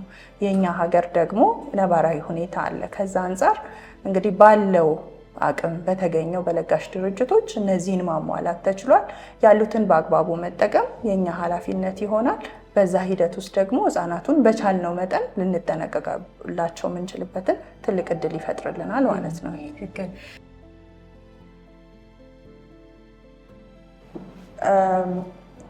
ይሄ የህፃናት የመጠበቂያ ቦታ የምንለው ነው። የመጠበቂያ ቦታ ማለት ምስክርነት ለመስጠት ከአንድ በላይ ህፃን ሊመጣ ይችላል። ያም ህፃን አንድም ቢሆን ደግሞ ትንሽ መረጋጋትም ሊያስፈልገው ይችላል። ስለዚህ ይሄ ለህፃናት ተስማሚ የሆኑ እነሱን ለመጫወቻነት የሚገለገሏቸው ቤታቸውም የሚያገኙት አይነት ስለሆነ ሲመጡ የቤት ስሜት ይሄ ፍርድ ቤት የሚለውን ቢያንስ ራሱን የቻለ ፍርድ ቤት ገንብተን ሙሉ ሂደቱን እነሱን እስኪመስል የሚመስል ማድረግ እስክንችል ድረስ እዚህ ሲመጡ ወዲያው ዲስትራክትድ ይሆናሉ፣ ሀሳባቸው ይሰረቃል፣ መጫወቻዎቹን ያነሳሉ፣ መጫወት ይጀምራሉ። ስለዚህ ይረሱታል የት እንደመጡ ማለት ነው። አንዳንዴ ምስክርነት እየሰጡ መስጠት ጀምረውም በመሀል ይረበሻሉ። ሲረበሹ እንደገና ተመልሰው ወደዚህ ይመጡና እንዲጫወቱና ያሉበትን እንዲረሱ ድጋሚ ወደ ስሜቱ እንዳይመለሱ የሚደረግበት የመቆያ ስፍራ ነው። ከአንድ በላይ ህፃንም ሲኖር አንደኛው የምስክርነት ቃሉን ውስጥ እየሰጠ ከሆነ ሌላኛው እዚህ እንዲቆይ ይደረጋል። ሲጠናቀቅና የችሎት ሰዓቱ ሲደርስ ደግሞ ተቀያይሮ እንደገና እንደየተራው ይስተናገዳል ማለት ነው። ስለዚህ ይሄ ከሌሎቹ ሌላኛው የአዲስ ከተማ ላይ የፌዴራል ጠቅላይ ፍርድ ቤት የሰራውን የህፃናት ተስማሚ የምስክርነት መስጫ ክፍል ልዩ የሚያደርገው ይህንን የዌቲንግ ኤሪያ አካቶ የያዘ መሆኑን ጭምር ነው።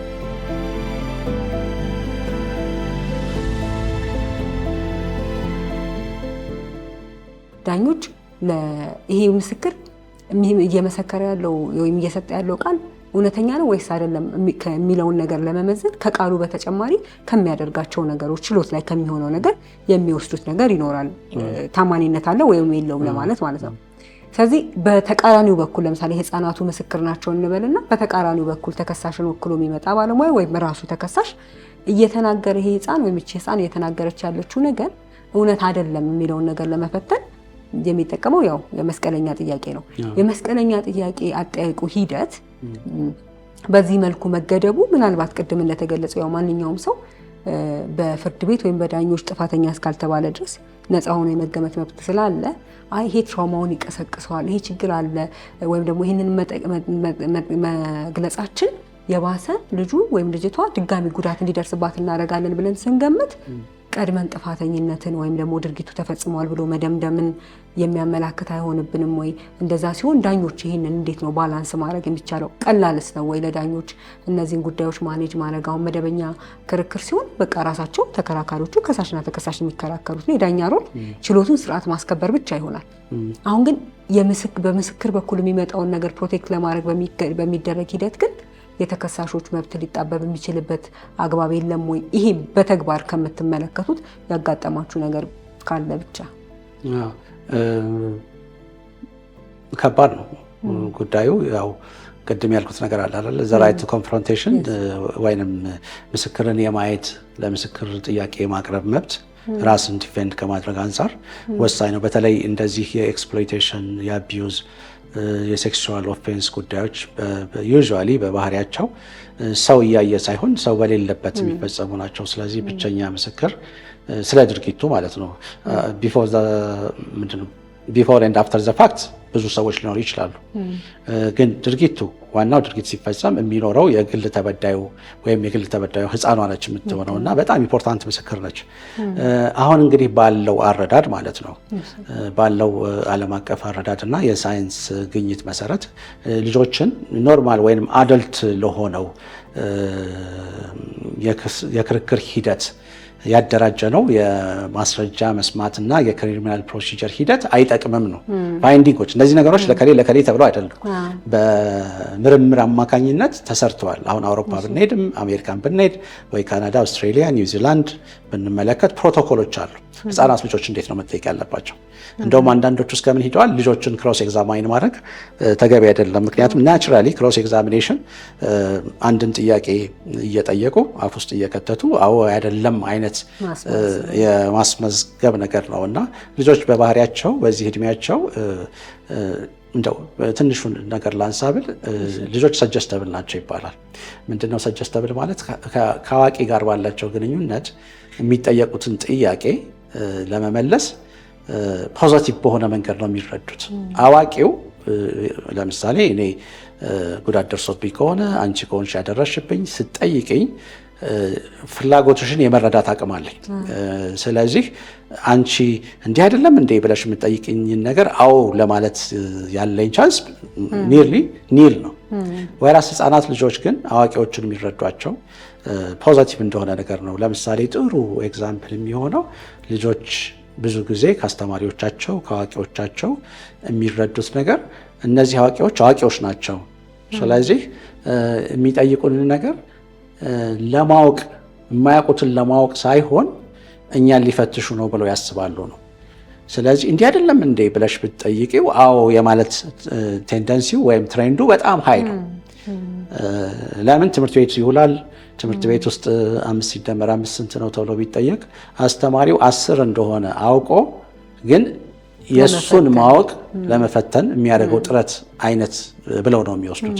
ስለዚህ ዘን ሺ መስት ቢ ኮሬክት፣ አዋቂ ጠያቂ ትክክል ነው ብሎ የማሰብ ትሬንድ አለ። ይሄ ሰጀስታቢሊቲ ይባላል። ለኔጌቲቭም ሊሆን ይችላል ለፖዚቲቭም፣ ግን ብዙ ጊዜ ከአዋቂዎች የሚመጣ ጥያቄን በፖዚቲቭ የመረዳት ነገር አለ ነው። ስለዚህ እንደዚህ አይነት ክሮስ ኤግዛሚኔሽን ነገሮችን ለልጆች መስጠት የለብንም ነው። እንዴት ነው ትሩዝ እውነት የመናገር ምንድነው? ድሮ አሁን ልጆች ካፓቢሊቲ የሚባል ነገር አለ አይደለ? በምስክርነት። ስለዚህ አሁን በአእምሮ ጤና እክል የተነሳ ራሱን ኤክስትሪም በሆነ ሁኔታ የሳተ ሰው ለምስክርነት አይጠራም። ከእድሜ ጋር በጣም በእድሜ መግፋት የተነሳ አይዶን ነው ቃሉ አሁን ምን እንደሆነ የጃጀ የሚባለው አሁን አይባል እየተባለ ነው። አማራጩን ግን አላወቅሁትም ከይቅርታ ጋር። ስለዚህ መጃጀት ማለት ሜሞሪ ሎስ ያስከትላል። ስለዚህ ብቃት የለውም፣ ኮምፒተንሲ ቴስት አለ ማለት ነው። ቀደም ሲል በነበረው አሰራር እንግዲህ ወደኋላ ሂደን የማስረጃ ሕግን ብንመለከት እነዚህ ግሩፖች ውስጥ ህፃናትም ነበሩበት። ስለዚህ ህፃናት ለመመስከር ብቃት የላቸውም፣ ምክንያቱም በትክክል አያስታውሱም፣ ሞር ፎከስድ አይደሉም በሚል ነገር ነው። አሁን ሲአርሲው እንግዲህ 1989 በአውሮፓውያን አቆጣጠር ሲመጣ ምንድን ነው ያደረገው? 4 መሰረታዊ መርሆችን አስቀምጧል። ህፃን ማለት ማን ነው ብሎ አንቀጽ 1 ላይ አስቀምጧል። ከዛ በኋላ መድሎ መደረግ የለበትም በማንኛውም ህፃን ላይ ይላል። ቀጥሎ አንቀጽ 3 ላይ ቤስት ኢንተረስት ብሏል። አንቀጽ 6 ላይ ዘ ራይት ቱ ላይፍ ኤንድ ዲቨሎፕመንት ማለትም ሊደርስበት የሚችለው የእድገት ደረጃ ላይ እንዲደርስ ማህበረሰቡ፣ መንግስት፣ ቤተሰብ ሁሉም የተቻለውን ጥረት ማድረግ አለበት ይላል። ከኛ ጋር በጣም ዳይሬክትሊ እነዚህም መሰረታዊ ናቸው። ግን አንቀጽ 12 ጋር ሄደን ብንመለከት ፓርቲሲፔሽን ራይት የሚባል አለ፣ ወይም የመሳተፍ መብት የሚባል ነገር አለ። ስለዚህ መሳተፍ መብት አንቀጽ 12 ላይ ሲፈቀድ ምንድን ነው የሆነው? ከዚህ ቀደም ልጆችን በተለያየ ምክንያት ኤክስክሉድ የማድረግ ነገር ነበረ። አያስታውሱም፣ አያውቁም ወይ ሊዋሹ ይችላሉ የሚል ኔጌቲቭ የሆነም ነገር ስለነበረ ፓርቲሲፔሽን ራይታቸው እንኳን ሪኮግናይዝ ሳይደረግ ቀረ። ልክ በ89 ሲአርሲው ይሄን ነገር ሲያመጣ አፍሪካ ቻርተርን ተከትሎ ሪኮግናይዝ ሲያደርገው ዘንድ ልጆች ወደ ፍርድ ቤት መጥተው የመስከራቸው ጉዳይ ኢንተርምስ ኦፍ ነምበርስ በኢንዲቪጁዋል ችሎታቸው ላይ ተመስርቶ እንዲሆን የተደረገው። አንድ ልጅ የተጠየቀውን ነገር በአግባቡ ተረድቶ መልስ ሊሰጥ ይችላል ወይ ነው መለኪያው አሁን።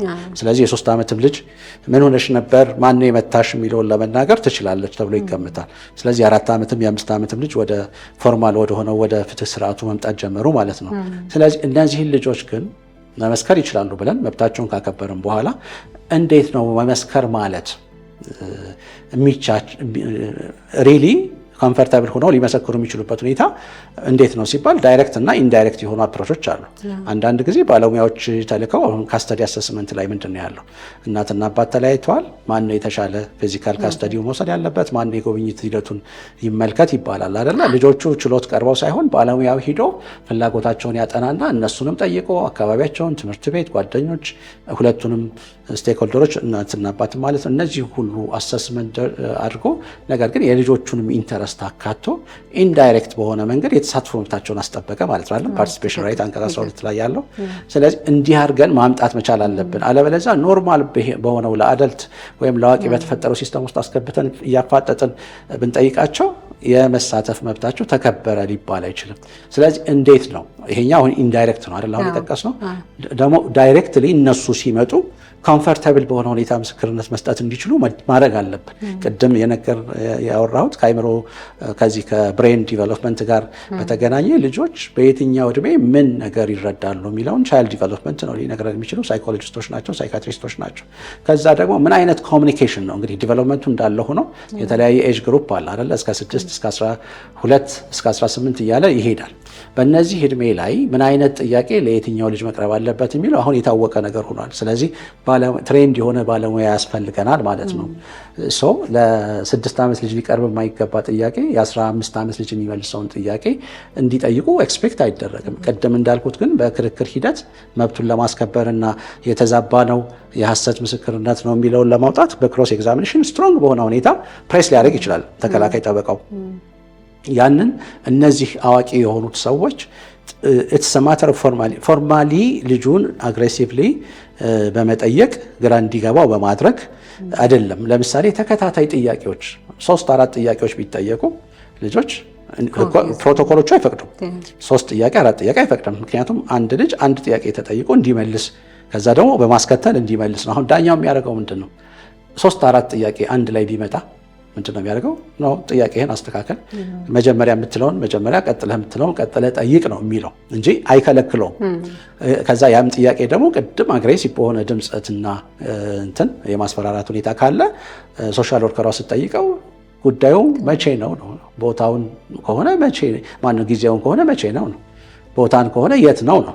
ስለዚህ ረጋ ባለ ቋንቋ ግን ሰብስታንሱን ሳይቀይር የሚለው እዚህ ጋር ነው ማለት ነው።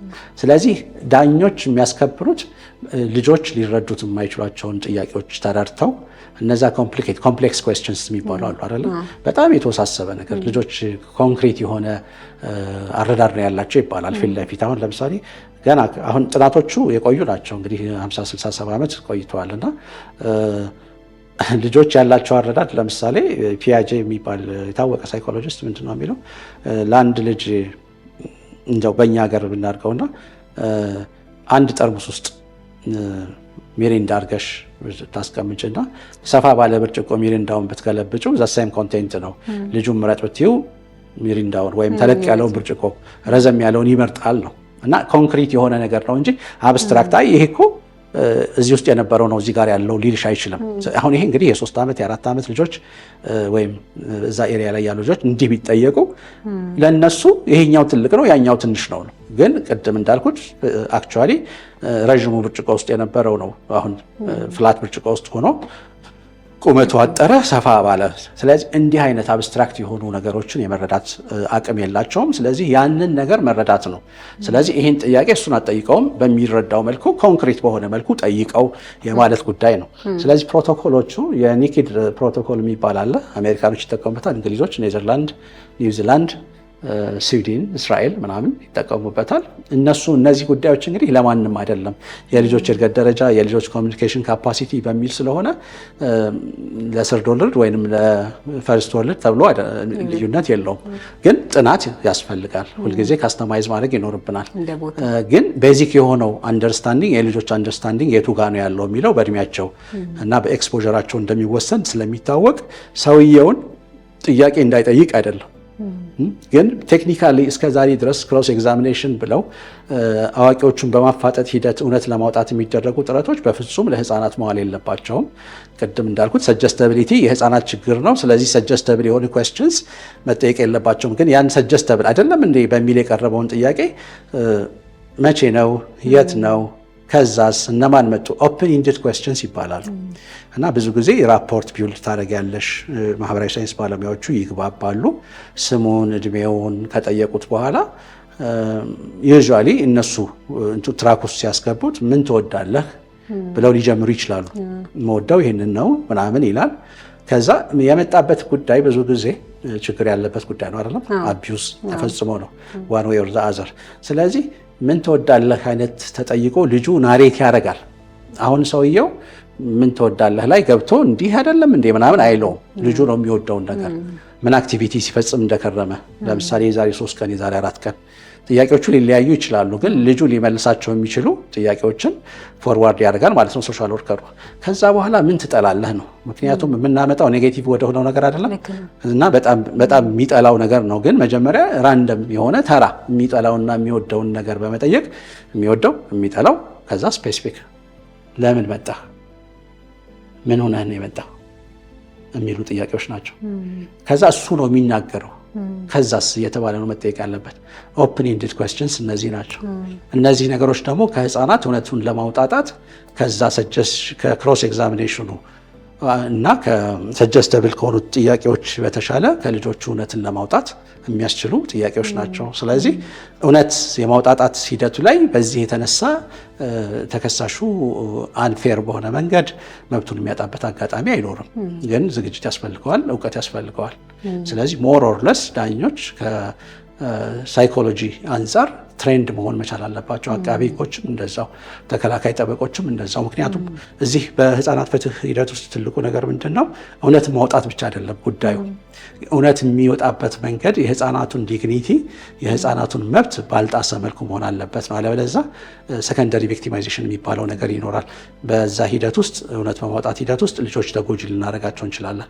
አንዳንድ ጊዜ እኮ ምናልባት ጉዳዩ ባይነሳም ጥሩ ሊሆን ይችላል። በጣም ትራውማታይዝድ የሆኑ ልጆችን ለምሳሌ ባይጠየቁ ይሻላል ነው ኬዙ ባይነሳ። ምክንያቱም ሪሃቢሊቴሽን ተሰጥቷቸው ሬዲ ካልሆኑ በዛ ጥያቄ የተነሳ የረሱትና በጣም ሊቋቋሙት የማይችሉት ትራውማ ውስጥ ሊገቡም ይችላሉ ነው። ስለዚህ ጥያቄው መጠየቅ አለበት፣ የተከሳሹ መብት መጠበቅ አለበት። ግን ልጆችን ስንጠይቅ ከልጆች እውነትን የምናውጣጣበት መንገድና ከአዋቂ እውነትን የምናውጣጣበት መንገድ አንድ እንዳልሆነ ስለተረጋገጠ ይህም ሳይንቲፊክ ፋይንዲንግ ስለሆነ ወዘር አሜሪካ ይሁን ወይም ኢትዮጵያ ወይም ሶማሊያ እነዚህ ቤዚክ የሆኑት ሳይንቲፊክ ፋይንዲንጎች እውነት ስለሆኑ ሊቀየሩ ስለማይችሉ ወደዛ መሄድ አለብን ማለት ነው።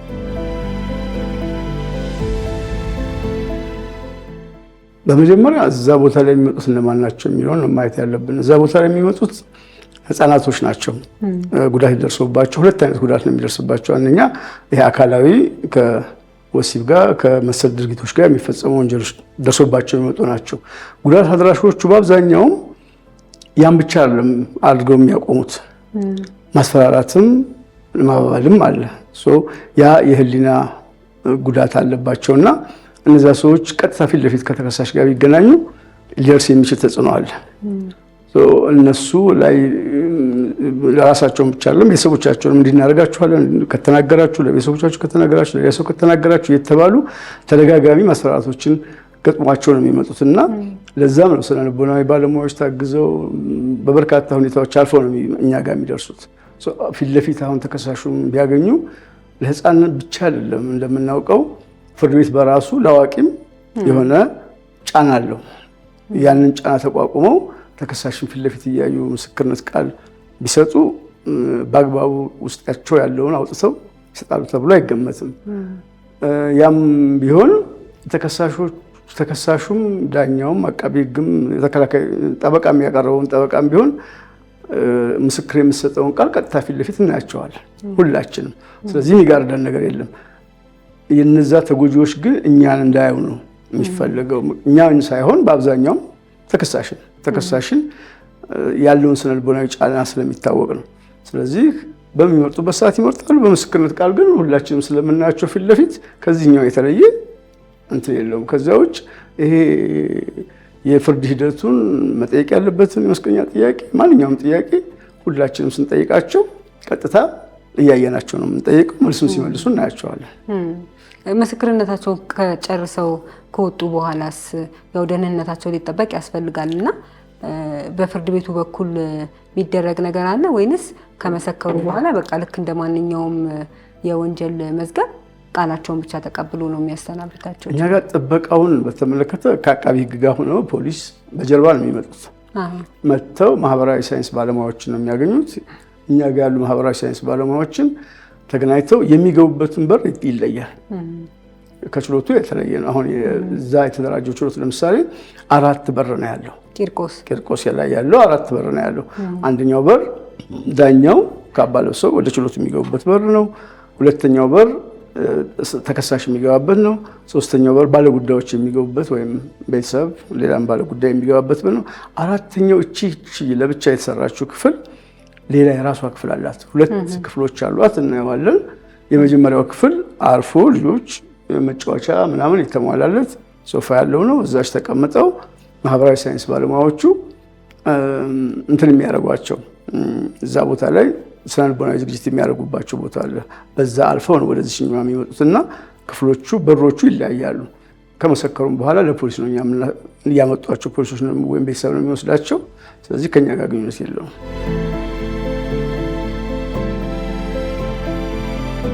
እንግዲህ አሁን እያወራን ያለ ነው በእርግጥ ስለ ፌዴራል የመጀመሪያ ደረጃ ፍርድ ቤት አገልግሎት ነው። ግን ደግሞ በሀገር ደረጃ ምንድነው የሚመስለው የሚለውን እዚህ ስራ ላይ ረጅም ጊዜ እንደሰራ ዳኛ ያውቁታል፣ የመጎብኘት እድል ይኖሮታል ብዬ እገምታለሁ። ስለዚህ ሌሎች ከፌዴራል ውጭ ያሉ ቅድም አዳማን ገልጸውልናል። ግን ከዛ ውጭ ሌሎች ክልሎች ላይ እንደዚህ አይነት አገልግሎቶች አሉ ወይ? ፍርድ ቤቶች እንደዚህ አይነት አገልግሎት ይሰጣሉ ወይ? ምክንያቱም ህፃናት ከሆነ በሀገር አቀፍ ደረጃ ተመሳሳይ የሆነ ድርጊት የሚፈጸምባቸው ህፃናት በተመሳሳይ የሆነ አገልግሎት ማግኘት ስለሚጠበቅባቸው እኩል ስለሆኑ ሁሉ ማለት ነው። አንደኛ እሱን፣ ሁለተኛ ነገር ደግሞ እንደ ሀገርም እንደ ፌዴራል የመጀመሪያ ደረጃ ፍርድ ቤትም በመጨረሻ ይሄ ሰርቪስ ቢኖርም ግን እነዚህ ነገሮች መስተካከል ደግሞ ይጠበቅባቸዋል ወይም ደግሞ ማሻሻያ ያስፈልገዋል የሚሉት ካለ? ሌላው እንኳን ጥሩ ነጥብ አነሳሽልኝ። አሁን ይሄ እያወራሁ ያለሁት የፌዴራል ኤክስፔሪንስ እና ምናልባት ቅድም አዳማን ያነሳሁት ሊሆን ይችላል። ጋምቤላ፣ ቤንሻንጉል፣ መቀሌ፣ የአዋሳ የመሄድ እድሉ አጋጥሞኛል። አሁን ይሄ ያለው ነገር ተጠናክሮ የተሰራበት አዋሳ ላይ በጣም አዳማ ላይ በደንብ አድርገው እየሰሩበት ነው። አዋሳም በትንሽ ነገር፣ ሌሎቹ ላይ ግን በቃ በጣም የሚያሳዝን ሁኔታ ነው ያለው። ምስክርነት አሰጣጣቸው በጣም በሚያሳዝን ሰከንድ በቃ ልጆቹን ድጋሚ ቪክቲማይዝ በሚያደርጋቸው መልኩ ነው ምስክርነት። እንደዚህ የተደራጀ ማሽን የተደራጀ ባለሙያ በጉዳዩ ላይ የሰለጠነ ባለሙያ በፍጹም እንደዚህ አይነት ነገር አይደለም ያለው። የተቆራረጠ ነገር ነው ያለው። እዚህ በደንብ ተጠናክሮ የተካሄደበት ያለው ግን በዚህ ልክ በዚህ ትንሿ ልክ ደግሞ እዛ ያን ፒክቸር አታገኝም። የለም ማለት እችላለሁ ሄጄም ስላየሁት ማለት ነው። ስለዚህ በተለይ መቀሌ ላይ በቃ በጣም በጣም የሚያሳዝን ነገር ነው ያለው። በደንብ ሄጄም ስላየሁት በጣም የሚያሳዝን ነገር ነው ያለው። እዛ ያለው ምስክርነት እንደዚህ አይሰጥም። ቀጥታም ትመሰክር ትችላለች። አንዳንዴ ማሽኑ ላይሰራም ይችላል። ሴታፑም የለም እና እንደዚህ አይነት ነገሮች አሉ። ይሄ ፋሲሊቲ የለም እዛ እኛ እንደምንለው የለም። እንደዚህ አይነት ሴቲንግ ልዩ ችሎት ሊኖር ይችላል፣ ግን ያ ልዩ ችሎት በዚህ መልኩ ተጠናክሮ እየሰራ ግን አይደለም። ስለዚህ ይሄ በሀገር ደረጃ ያለመሆኑን ይታሰብልኝ። ጥሩ ጥያቄ ስለሆነ ማለት ነው። ሌላው ቻሌንጂንግ የሚገጥመው ምንድነው? ባለሙያ ለምሳሌ አሁን እዛ የሚመደቡ ዳኞች ላይ አንዳንዴ የዳኛ መቀየር አለ፣ ቦታው ላይ ኤክስፒሪየንስ ያለመኖር አለ። አሁን ያ የተባሉት ጥያቄ አጠያየቅ ላይ ልጆቹ በምን መመስከር አለባቸው፣ ምን አይነት ቋንቋ መሆን አለበት የሚለው ላይ በጣም ቻሌንጅ ያደርግሻል። አዲስ ዳኛ ሆኖ ሲመደብና እዛ ላይ ኤክስፒሪየንስ ያለው ዳኛ እኩል አይደለም። ስለዚህ አንዳንዴ የዳኛዎች መቀየር ስላለ ባለሙያዎችን ማብቃት፣ ለምሳሌ ህጻናት አስተዳደግ ላይ ምስክር አሰጣጥ ራሱ ሙያ ነው። ባይዘው የህጻናት ምስክር እንዴት ይሰጣሉ፣ እንዴት ያሰጣሉ ራሱን የቻለ ቻይልድ ፎረንሲክ ይባላል። ሌላ ሀገር እንደዛ ነው፣ ቻይልድ ፎረንሲክ ነው የሚባለው። ለብቻ ራሱ ባለሙያ ያለው ይሄ ራሱ ማለት ነው። ግን እኛ ላይ የተሰጠ ያለው ተጨፍልቆ ነው የተሰራ ያለው። ስለዚህ ያንን ባለሙያ እንዴት ቻይልድ እንዴት ኢንተርቪው ይደረጋል፣ እንዴት ይደረጋል የሚለው ለዳኞች ራሱ ትሬኒንግ ያስፈልጋል። በየጊዜው ትሬኒንግ ይሰጣል። አንዳንዴ ዝም ብሎ መግባትም አለ ከችሎት መቀየር ስላለ ማለት ነው። ዳኛ መቀየር ስላለ ኤክስፒሪየንሱም ሳይኖረው የሚገባ ዳኛ ሊኖር ይችላል፣ ሊያጋጥም ይችላል። ስለዚህ ቅድመ ስልጠና ተሰጥቶ እዛ ውስጥ መግባት ራሶቹ የስነ ልቦና ባለሙያዎቹ ራሳቸው ያሉት በቁጥር በጣም ትንሽ ናቸው። ምክንያቱም ፍሰት አለ፣ የባለሙያ ፍሰት። ስለዚህ አንዱ ጋር ይጎላል፣ አንዱ ጋር ይመጣል። ስለዚህ በባለሙያ ምክንያት ይመለሳሉ። ስለዚህ ባለሙያዎችንም ራሱ ተጨማሪ ማብቃት ወይ ደሞዛቸውን አንደኛ የሚያስወጣቸው ምክንያት ደሞዛቸው በጣም ከሌሎቹ የሚከፈለው አነስተኛ ደሞዝ ስለሆነ ማለት ነው። ስለዚህ ብዙ ፍሰት አለ። ኤክስፒሪየንስ ያላቸው ባለሙያዎች እየወጡ ነው ፍርድ ቤት ላይ በደንብ ኤክስፒሪየንስ ፍርድ ቤት ያገኛሉ፣ ሌላ ቦታ ይሰራሉ። ስለዚህ የህፃናቶቹ በዚህ ምስክርነት አሰጣጦች ላይ ራሱን የቻለ አንድ ቻሌንጅ አለ ማለት ነው። ስለዚህ በተቻለ መጠን ዳኞችም ሲገቡ እነዚህም ሲገቡ እንደዛ ማድረግ ባለሙያ ማሰልጠን ይጠይቃል። አሁን ላይ በጣም ጥሩ ነገር ምን አለ በጠቅላይ ፍርድ ቤት ፍትህ ፕሮጀክት ላይ ምንድነው የህፃናት ምስክርነት ባለሙያዎች የሚመሩበት መመሪያ ወጥቷል። አሁን በረቂቅ ላይ ነው፣ ምናልባት በቅርቡ ይጸድቃል። እሱ ላይ መሳተፍም እድል ነበር። ሁሉ ባለሙያው በቃ ይሄን መመሪያ ይዞ ምስክርነቱን እንዲሰጥ ሌሎችንም ስራዎች አሉ። ከስተድም ይሰራል በህፃናት ላይ የቤተሰብ ችሎት ጉዳይ ላይ ማጋ ይሆን የሚል ጥናቶች ይሰራሉ። እሱ በምን መልኩ ይሰራል፣ በምን መልኩ ህፃናት ይደረጋሉ የሚል መመሪያ ወጥቷል። የባለሙያ መመሪያ ማለት ነው። ያ አይደለም ለባለሙያዎቹ ለዳኛም ያገዛል። ስለዚህ ፍርድ ቤት ላይ ይሄ እየተሰራ ያንን ለማጠናከር ማለት ነው። ስለዚህ እነዚህ ነገሮችን ቶሎ አጠናክሮ ወደ ስራ መሄድን ይጠይቃል። ግን ባለሙያዎችንም እንደተባለው ማብቃት በየጊዜው ማብቃት ይጠይቃል። በጣም ይጠይቃል። ይሄ አንድ ጊዜ ብቻ የሚቆይ ስራ አይደለም፣ ብዙ ጊዜ ማብቃት ይጠይቃልና እነዚህ ላይ ቢሰሩ የተሻለ ፕሮቴክሽን የተሻለ ነገር ይሰራል ብዬ አስባለሁ።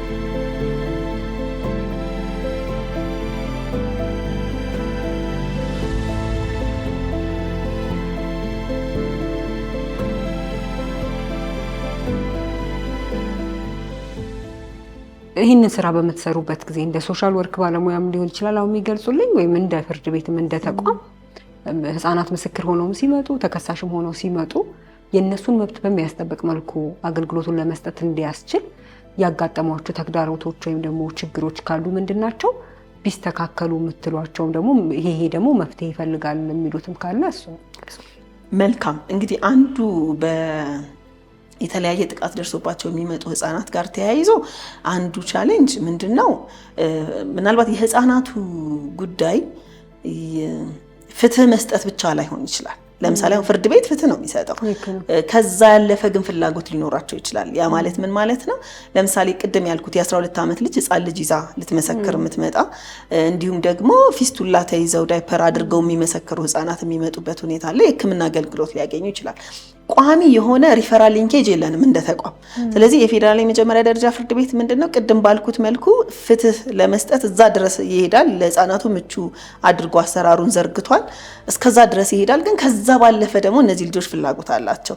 ስለዚህ ያንን ፍላጎት በተደራጀ መልኩ ሌሎች ተቋማት ጋር ቀጥታ ለምሳሌ ዛሬ አንዲት ህፃን ልጅ መጣች፣ ፍላጎቷ ይሄ ነው፣ ይሄ ችግር አለባት፣ ስለዚህ ለዚህ መፍትሄ መሰጠት ያለበት ቀጥታ ብለን የምንልከው ተቋም በጣም አነስተኛ ነው። አንዳንድ ጊዜ አይ ይሄን አገልግሎት አንሰጥም የሚሉን ይኖራሉ። አንዳንድ ጊዜ ደግሞ እስቲን ሞክረው ይሉናል። ግን ምንድነው እንደ ሀገር ግን የህፃናቱን ችግር ፍርድ ቤት ብቻውን መቅረፍ ስለማይችል እነዚህ አይነት የተቀናጀ አሰራር ቢኖር ግን የህፃናቱን ሁለንተናዊ ጥቅም ያስከበረ ነው የሚሆነው ማለት ነው። ከፍትህም ባለፈ የህፃናቱ ነገን ተመልሰው ህይወታቸው የሚቀጥልበትን መንገድ፣ ትምህርታቸውን የሚማሩበትን፣ ራሳቸውን የሚችሉበትን በተመሳሳይ ቅድም እንዳልኩት ለምሳሌ ከገጠር ወደ ከተማ በፍልሰት የሚመጡ የተለያዩ ህፃናቶች ይኖራሉ። እንግዲህ አብዛኛውን ጊዜ የድህነትና ራስን ለማቆየት እንግዲህ ይህንን የምለው ከሚመጡት ኬዞች አንጻር ነው። ራሳቸውን ለማቆየት የሚያደርጉበትን ሁኔታ እንዳለ ይገልጹልናል። እዛ ወንጀል ውስጥ እንደገቡ ራሳቸው ፈልገው ሲሆን በሌሎችም ተጽዕኖ ለመኖር ያንን ድርጊት ከዛ ለመውጣት ቀጥታ ከዛ ድርጊት ለመውጣት ገና በመጀመሪያው ድርጊታቸው እንዲወጡ ቀጥታ ሪፈር ለማድረግ አሁንም ይሄኛው ተቋም ብለን የምንለው የለም። እንደው በግለሰብ በባለሙያ ጥረትና ሌሎች ተቋማትን በመፈለግ ነው። ያ ከሚሆን ግን የተቀናጀ የትኛው ተቋም ምን አገልግሎት ይሰጣል፣ ቀጥታ ከፍርድ ቤት ጋር ቅንጅት ፈጥሮ እነዚህን ህፃናት ቀጥታ የምንልክበት፣ እነዚህን ህፃን አለበለዚያ በተደጋጋሚ ለሁለተኛ ለሶስተኛ ጊዜ ወንጀል ፈጽሞ የሚመጡበት ሁኔታ አለ። ምክንያቱም ስንመልሳቸው ወደዛው ህይወታቸው ነው የሚመለሱት። ስለሆነም እንደዚህ አይነት ግን የተቀናጀ ድርጅቶች ቢኖሩን ግን ምን ይሆናሉ ማለት ነው? የነዚህ ልጆች ህይወት የነገ ህይወት የተስተካከለ የሚሆንበትን እንደ ማንኛውም ዜጋ ነገ ለሀገር የሚጠቅሙ ነው የሚሆኑትና ይህ አሰራር ተጠናክሮ ቢኖር የተሻለ ነው ብዬ አስባለሁ። ልጆች ቅድም እንዳልኩት በተለያየ ምክንያት ወደ ፍርድ ቤት ይመጣሉ። ፍርድ ቤት መሀል ላይ ያለ ነገር ነው። ለምሳሌ በወንጀል ነክ ነገር ገብተው የተገኙ ልጆች መጨረሻ ውሳኔ ከተሰጠ የጥንቃቄ እርምጃ ከተሰጠ በኋላ የእርምት ሂደቱ ረዘም ያለ ጊዜ የሚፈጅ ነው። ወራት ወይም ዓመታት ሊሆን ይችላል። ይህንን ለማስተናገድ የሚያስችል አሰራር የለንም። ስለዚህ አሁን አዲሱ ህግ የወንጀል ስነስርዓት ህጉ ዳይቨርዥን ላይ ከዚህ ቀደም አልነበረም ዳይቨርዥን። ነገር ግን ቅድም እንዳልኩት የሲአርሲው የአፍሪካ ቻርተሩ እያለን በተወሰነ የሞካከርናቸው ነገሮች ነበሩ። ግን የተቋማዊ አደረጃጀት የሌለው ነገር፣ የህግ ማዕቀፍ የሌለው ነገር ብዙም ስለማይሄድ ብዙም እንትን አላለውም። አሁን ግን ዳይቨርዥን ራሱ ኢንትሮዲውስ እየተደረገ ነው በአዲሱ ስነስርዓት ህጋችን መሰረት። ምንድነው የዳይቨርዥን ኮንሴፕት? በወንጀል ነክ ነገር ገብተው የተገኙ ልጆች እድሜያቸው ከ9 እስከ 15 የሆኑት አሁን ሲአርሲ ሜምበር ኢትዮጵያ ብዙ ጊዜ ትወቀሳለች። የምትወቀሰው ለምንድን ነው? የ9 ዓመት የ10 ዓመት የ11 ዓመት ልጅን እየከሰስን ስለሆነ ማለት ነው። ያ መሆን የለበትም ሁልጊዜ አሻሽሎ ይባላል እና ይሄ ኤጅ ኦፍ ክሪሚናል ሪስፖንሲቢሊቲ ወይንም የወንጀል ኃላፊነት የሚጀምርበት እድሜ 9 ዓመት መሆኑ ኢትስ ቱ ሎ በጣም አነስተኛ ነው። ቅድም እንዳልኩት እንግዲህ የብሬን ዲቨሎፕመንት ኮሚኒኬሽን በሚለው ሳይንስ መሰረት በዚህ እድሜያቸው ወንጀል ውስጥ እንደገቡ እና ኮንሲኩዌንሱን ወይም ውጤቱን የመረዳት አቅማቸው በጣም አነስተኛ ነው። ከዚህ ቀደም የነበረው 12 ዓመት ይሁን ነው። አሁን እንደውም ጭራሽ 14 ዓመት ተደርጓል። በሲአርሲ ኮሚቴ ኤክስፐርቶች አሉ። ሲአርሲ ላይ በየጊዜው አስቸኳይ ነገር፣ አንገብጋቢ ነገር ላይ ጥናት ያጠናሉ። ወርልድ ዋይድ ሪፒቴሽን ያላቸው ኤክስፐርቶች ናቸው። ስለዚህ በዛ መሰረት ያጠኑት 14 ነው። ስለዚህ ቢያንስ ግን ከ12 ጀምሮ አዌርነሱ አላቸው ተብሎ ይገመታል እና አሁን 9 ዓመት በ1949 የወንጀል ህጋችን ላይ 9 ዓመት ተብሎ ነበር። በ96 ህጋችንም ላይ ከ40 ዓመት በኋላ ሲሻሻል 9 ዓመት ነው የተወሰደው። ግን አሁን አይ ቲንክ ፐርሰናሊ ኢትስ ሃይ ታይም ይሄ ነገር መቀየር አለበት ነው። ምክንያቱም ቅድም እንዳልኩት የኢትዮጵያውም ህፃን የአውሮፓውም ህፃን ይሁን የአሜሪካው ህፃን እድገታቸውን አስመልክቶ ያላቸው አዌርነስ አንደርስታንዲንግ ሞሮለስ ተመሳሳይ ነው ተፈጥሯዊ ስለሆነ ያ ደግሞ አሁን አይችሉም ነው። ልክ የ8 ዓመት ልጅ እኮ ሰው ቢገል አይከሰስም አይደል? በእኛ ህግ ለምንድን ነው የ8 ዓመቱና የ9 ዓመቱ ልዩነት ነው? እና አይ ቲንክ በፊት 7 ዓመት ይባል ነበር ድሮ። ከዛ ተሻሽሎ 9 ሆኗል።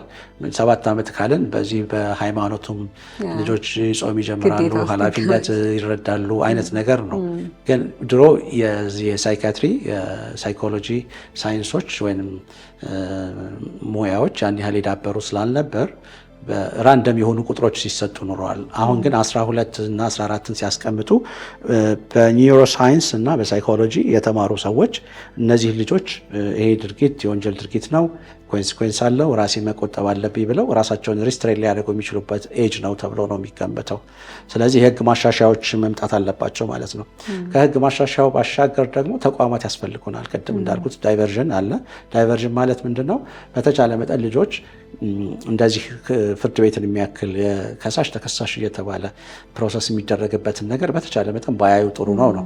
ስለዚህ ወዝን ዘ ኮሚኒቲ ዩዥዋሊ ፖሊስ አስ ፈርስት ኮንታክት ፖይንት መኖሩ አይቀርም። ግን ማህበራዊ ሴክተሩ ስቴፕ አፕ አድርጎ በዋነኝነት የማህበራዊ ሴክተሩ ጉዳይ ነው መሆን ያለበት ነው። ስለዚህ ቤተሰብ ጋር እያሉ ኮሚኒቲ ውስጥ እያሉ ድርጊቱ መፈጸማቸውን ካመኑ ዘንድ ክስ የሚባለው ነገር መምጣት የለበትም። ስለዚህ ፖሊስ በከሳሽነት ሳይሆን በእርምት ስርዓቱ እንደ አንድ ጌት ኪፐር መብትም ሳይጣስ በትክክል ድርጊቱን ፈጽሞት ከነበረ እዛው ግራቀኙን አነጋግሮ በኮሚኒቲ ውስጥ ትራዲሽናሊም አለ አይደል ይሄ ነገር። ስለዚህ ያንን የማህበረሰቡን እሴት ካለው አዲስ ትሬንድ ጋር በማቀላቀል የእርምት ሂደቱን ማስኬድ ማለት ነው። ከዚህ ቀደም ለምሳሌ ፎረም ፎር ስትሪት ችልድረን የሚባል ድርጅት ነበር። በየፖሊስ ጣቢያዎቹ በተወሰኑ እነዚህ ፕሪቫላንስ ባለባቸው ፖሊስ ጣቢያዎች ላይ የእርምት ማዕከላት ነበሩት እና የእርምት ማዕከላቱ ምንድን ነው የሚሰጡት የነበረው? አንደኛ ኤልደርስ የአካባቢው ሽማግሌዎች፣ ጡረታ የወጡ አስተማሪዎች የነበሩ ወይም ሲቪል ሰርቫንቶች ተሰብስበው ትሬኒንግ ተሰጥቷቸው የምክር አገልግሎት ይሰጡ ነበር። ከዛ ባሻገር ልጆቹ አንዱ ችግር መዋያ ማጣታቸው ስለሆነ ወደ ያልሆነ ነገር የሚወስዳቸው ለልጆቹ ላይብራሪ የማደራጀት ለልጆቹ የሙዚቃ መሳሪያ የማሰልጠን የዛ ጊዜ ኮምፒውተር በጣም ውድ በነበረበት ሰዓት የኮምፒውተር ትሬኒንግ የማግኘት ነበራቸውና ትዝ ይለኛል ሲነግሩኝ አንዳንዶቹ ሰዎች ለ6 ወር እንዲከታተል የተባለ ልጅ ያንን ቅጣት ነው አይደለም እንግዲህ ቅጣቱን ከጨረሰ በኋላ እባካችሁ እዚሁ ልቆይ ብሎ 1 ዓመት 2 ዓመት እየቆየ ምክንያቱም ቱቶሪያል ክላስ ነበራቸው።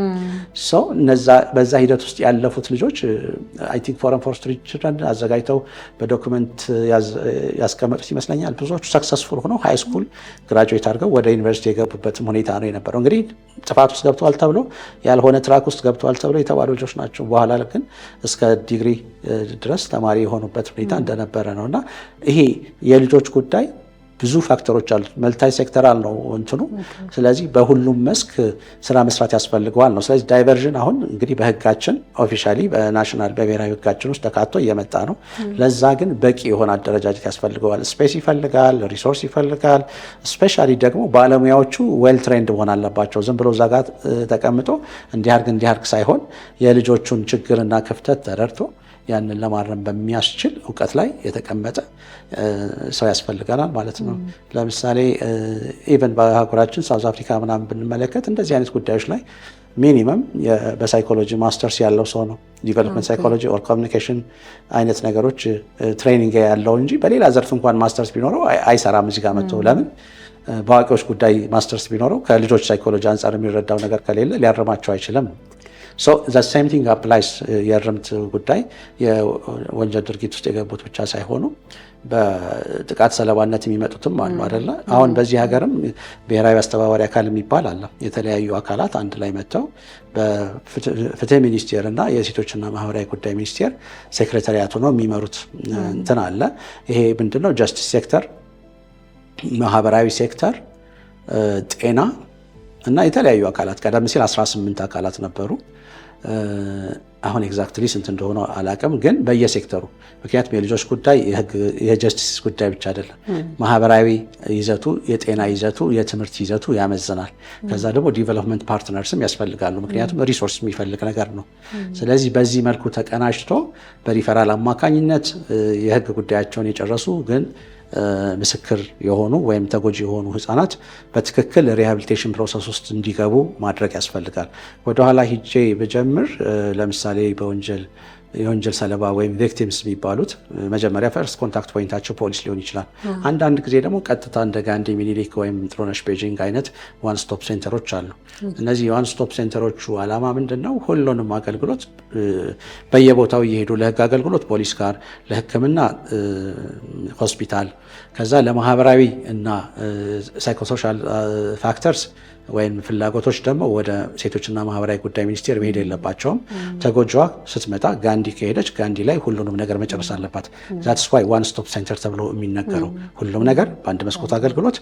ስለዚህ ሀሳቡ ምንድነው? አንድ ሴት የጥቃት ሰለባ፣ አንድ ልጅ የጥቃት ሰለባ ሆነች ጋንዲ መጣች ከተባለ መጀመሪያ የሚያረጋጋት ሰው ያስፈልጋል። ምክንያቱም ትራውማታይዝድ ሆና ነው የምትመጣው። ከዛ በኋላ ደግሞ ኢሚዲየትሊ ፎረንዚክ አገልግሎት የሚሰጥ የደረሰባትን ከህክምናም አንጻር ከሌሎችም ቴክኒካል የፖሊስ ማስረጃ አሰባሰብ አንጻር ያንን ኤቪደንስ የሚሰበስብ ወይም ኮሌክት የሚያደርግና ፕሪዘርቭ የሚያደርግ ሰው፣ ከዛ ደግሞ ለእሱ አስፈላጊውን ድጋፍ የሚያደርግ ሰው ነው። እንግዲህ መጣች፣ አረጋጋት፣ ፖሊስ የሚፈልገውን ማስረጃ ወሰደ፣ ቀጥሎ ቃለ መጠይቅ መቼ፣ የት፣ እንዴት የሚለውን ነገር እንዲያደርግ ነው። እንግዲህ በዚህ ሂደት ውስጥ ፖሊስና አቃቢ ህግ አብረው እንዲሰሩ ነው አሳምሽኑ። ለምን ድጋሚ አቃቢ ህጉ ለብቻው ከሚጠይቃት መጀመሪያ ላይ ከጠየቃት ክፍተትም ካለ ሜይ ቢ አንድ ራውንድ ነው ተጨማሪ ጊዜ። አለበለዚያ ግን እዚህ ሐኪሙ ለብቻው፣ ፖሊሱ ለብቻው፣ አቃቢ ህጉ ለብቻው፣ ማህበራዊ ሰርቪስ ፕሮቫይደሩ ለብቻ በሚጠይቅበት ሰዓት ታይም ኤንድ አጌን ስለዛ አስከፊ ስለሆነ ሰዓት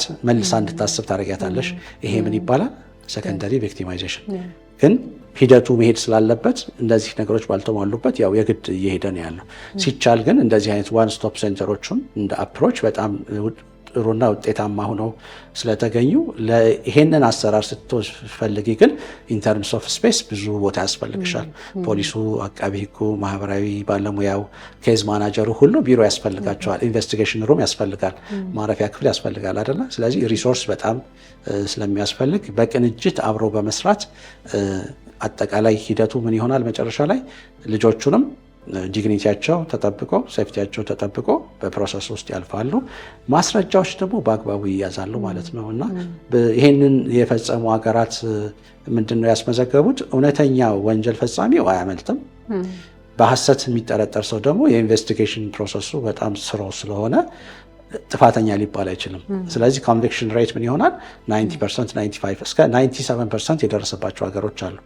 ምክንያቱም እያንዳንዱ ነገር ተጣርቶ ነው የሚመጣው። ስለዚህ ማንን ይጠቅማል? አላግባቡ የሚከሰሱ ሰዎችም በዚህ ፕሮሰስ ውስጥ አላግባብ ጥፋተኛ እንዳይባሉ ወይም እንዳይንገላቱ በክርክር ሂደት ያመጣል ማለት ነው። ስለዚህ ዓላማው አንዱን ወገን ጠቅሞ አንዱን መጉዳት ሳይሆን ፕሮሰሱን የፍትህ ፕሮሰሱን በአግባቡ የልጆችን እድሜ ባገናዘበ ክብር በሰጠ ሴፍቲያቸውን በጠበቀ መልኩ ማስረጃዎች ይቅረቡ ነው እንጂ አንዱን ጠቅሞ አንዱን መጉዳት ዓላማው አይደለም። እንደውም አትዘኝ ደፍሰዴ ሁሉም ወገን ሴፍ የሆነ ነገር ይኖራል ማለት ነው። ይሄ ደግሞ የአጠቃላይ ማህበረሰቡ ደህንነት የሚያስጠብቅና ዌል ግራውንድድ የሆነ ሲስተም እንፈጥራለን ማለት ነው። የፌዴራል ጠቅላይ ፍርድ ቤት እንግዲህ በስሩ ካደራጃቸው ዳይሬክቶሬቶች ውስጥ አንደኛው ነው የህፃናት ፍትህ ፕሮጀክት። ይህ ዳይሬክቶሬት በጣም ለረጅም ዓመት ኦልሞስት 20 ዓመት ለሚያክል ጊዜ ነው አገልግሎት እየሰጠ ያለው። ምን ላይ ትኩረቱን አድርጎ? ህፃናት ላይ። ህፃናት ላይ ለምን ትኩረቱን አደረገ? ህፃናት የተለየ ጥበቃ ስለሚያስፈልጋቸው በአይምሮ እድገት ደረጃቸው፣ በአካላዊ የእድገት ደረጃቸው እና ደግሞ ልዩ በሆነው የህፃንነት ባህሪያቸው እነሱን የሚመስል የፍትህ ስርዓት የጁዲሻል ሲስተም ስለሚያስፈልግ ህፃናት ላይ ትኩረት ማድረግን እንደ አንድ የሪፎርም አቅጣጫም ጭምር በእርግጥ በፌዴራል ጠቅላይ ፍርድ ቤት ደረጃ ተይዞ እየተሰራበት ያለ ነው። እንደ ህፃናት ፍትህ ፕሮጀክት ዳይሬክቶሬት በዋናነት እንግዲህ ህፃናት በምስክርነት ተጠቂ ሆነው ከዛ ደግሞ በወጣት ደግሞ አጥፊነት ወጣት ጥፋተኛ የሚለው ቃል ትንሽ የሚከብድና ፈራጅ ቢሆንም በወንጀል ጉዳይ የተጠረጠሩ ህፃናትም ሆነው ወደ ፍትህ ስርዓቱ ሊመጡ ይችላሉ። በዛ ሂደት ውስጥ ሲያልፉ ዋነኛው የህፃናት ፍትህ ፕሮጀክት ታርጌት ያለው ሂደቱ ከፖሊስ ጣቢያ ጀምሮ እስከ ሬማንድ ሆም ወይም ደግሞ የታድሶ ተቋም እስከምንለው ድረስ ያለው ለህፃናት ምቹ ነው ወይ የሚለውን ማረጋገጥ። ይህንን ስናረጋግጥ በምንድን ነው? ስትራክቸራል አጀስትመንት በማድረግ ልክ እንደዚህኛው አይነት የፍርድ ቤቶችን መደበኛ የሆነ ሴታፕ ወደ ህፃናት ተኮር ወደ ሆነው ሴታፕ በመቀየር ነው አንደኛው። ሌላኛው የአቅም ግንባታ ስራዎችን በመስራት እንግዲህ ቅድም ስንል እንደነበረው እነዚህ ነገሮች ካልተጠቀምንባቸው ምንም ናቸው ውጤትን የሚያስገኙ አይደሉም እና ውጤታቸውን የሚያስገኙት መቼ ነው? ባለሙያው በፍትህ ስርዓት ውስጥ የምንሳተፈው ባለሙያዎች እኔንም ጨምሮ እንደዳኛ እና ሌሎቹንም ባለሙያዎች ጨምሮ ስንጠቀምባቸው ነው እና ያንን ለቻይልድ ሴንሲቲቭ የሚለውን ሂደት ወደ ጀስቲስ ሴክተር ውስጥ ወደሚሰራው ባለሙያ ደግሞ ማምጣት በምን መልኩ ሊተገበሩ እንደሚችሉ ማብቃትም ጭምር ይጠበቃል። ያንንም እንሰራለን። የፖሊሲ ማሻሻያዎች፣ የህግ ማሻሻያዎች፣ የዶክመንት ዝግጅቶች ላይ እንሰራለን። ዋናውና ትልቁ ደግሞ የህፃናት ፍትህ ፕሮጀክት ዳይሬክቶሬት ስራ ነፃ የህግ ድጋፍ ነው። በአሁኑ ወቅት ወደ 5 የሚሆኑ ነፃ የህግ ድጋፍ የሚሰጡ ማዕከላቶች አሉን። በዳይሬክቶሬቱ ስር የተደራጁ ናቸው። እነዚህ ማዕከላቶች ልዩ የሚያደርጋቸው ምንድነው? መደበኛ ላይሰንስድ የሆኑ ስራቸውን የሚሰሩ ነገር ግን እኛ ደግሞ በጎ ፈቃደኛ የሆኑ ደግሞ ጠበቆች አሉ። እነዚህ ጠበቆች በየቀኑ አንዳንድ ጠበቃ በየማዕከላቶቻችን እናስቀምጣለን። ስለዚህ በብቁ በሆነ ባለሙያ አንድ ሰው ገንዘብ ከፍሎ ቢሄድ የሚያገኘውን ሰርቪስ የሚስተካከል ሰርቪስ ህፃናትን የተመለከቱ ጉዳዮች ላይ እንሰጣለን ማለት ነው። የህግ ማማከር፣ የዶክመንት ዝግጅትን ጨምሮ ይሄ ነፃ የህግ ድጋፍ አገልግሎታችን እስከምን ይዘልቃል? ጠበቃን ወክሎ በፍርድ ቤት እስከ መከራከር ድረስ። ለምሳሌ በዚህ ወር እንኳን በዚህ ዓመት ያለውን ዳታ ስንመለከት 9688 የሚያክሉ ህፃናት ነፃ የህግ ድጋፍ እና የሳይኮሶሻል ሰፖርትን አግኝተዋል። እንግዲህ ሁሉን አቀፍ ምላሽ ያስፈልጋቸዋል ከሚባለው የጥቃት አይነቶች አንደኛውና ዋነኛው ህፃናትን የተመለከተ ጥቃት ስለሆነ ሳይኮሶሻል ሰፖርት ከጥቃቱ በኋላ ከፍትህ ሂደቱ በኋላ መልሰው መቆማቸውን ማረጋገጥ፣ ወደ ኖርማል ህይወታቸው ማረጋገጥ፣ ኢቭን በሂደቱ ውስጥ ራሱ የትምህርት የጤናና ሌሎች መደበኛ የእድገት ውደታቸውን የማያቋርጡ ሁኔታዎች አለመቋረጣቸውን ማረጋገጥ አንደኛው ምላሽ የመስጠቱ አካል ነውና እዚህም ላይ እንሰራለን። ሌላው ዲኤንኤ በሲቪል ጉዳዮች ደግሞ የአባትነት ክርክር ባለባቸው ጉዳዮች የዲኤንኤ ምርመራ ዳይሬክቶሬቱ ወጪ ሸፍኖ ይህንንም ያደርጋል። ስራችንን በዋናነት የምንሰራው በአጋር ድርጅቶች ድጋፍ ነው። እንደ ዩኒሴፍ፣ ዩኤንኤፍፒኤ ባሉ ድርጅቶች ድጋፍ ነው። የፌዴራል ጠቅላይ ፍርድ ቤት ድጋፍ፣ መደበኛ ድጋፍ እንደተጠበቀ ሆኖ ማለት ነው። በዚህ በነዚህ በአራዳ፣ በየካ፣ በልደታ፣ በ6 ኪሎ እንዲሁም ደግሞ በንፋስ ስልክ ላፍቶ ክፍለ ከተማ በሚገኙት ነፃ የህግ ድጋፍ መስጫ ማዕከሎቻችን ባለጉዳዮች እንዲመጡ አሁንም ጥሪ ማስተላለፍ እወዳለሁ።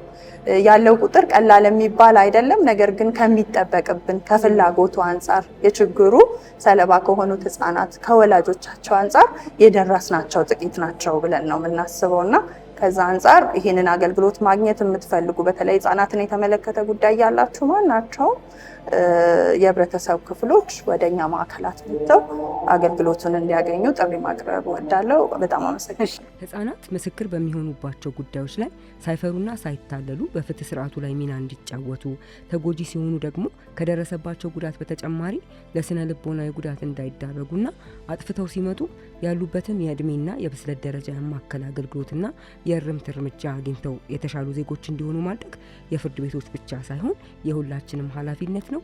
የዛሬ መልእክታችን ነው። ይህ ፕሮግራም በፌዴራል የመጀመሪያ ደረጃ ፍርድ ቤትና በአባይ ቲቪ በጋራ ትብብር እየተዘጋጀ ወደ እናንተ የሚቀርብ ነው።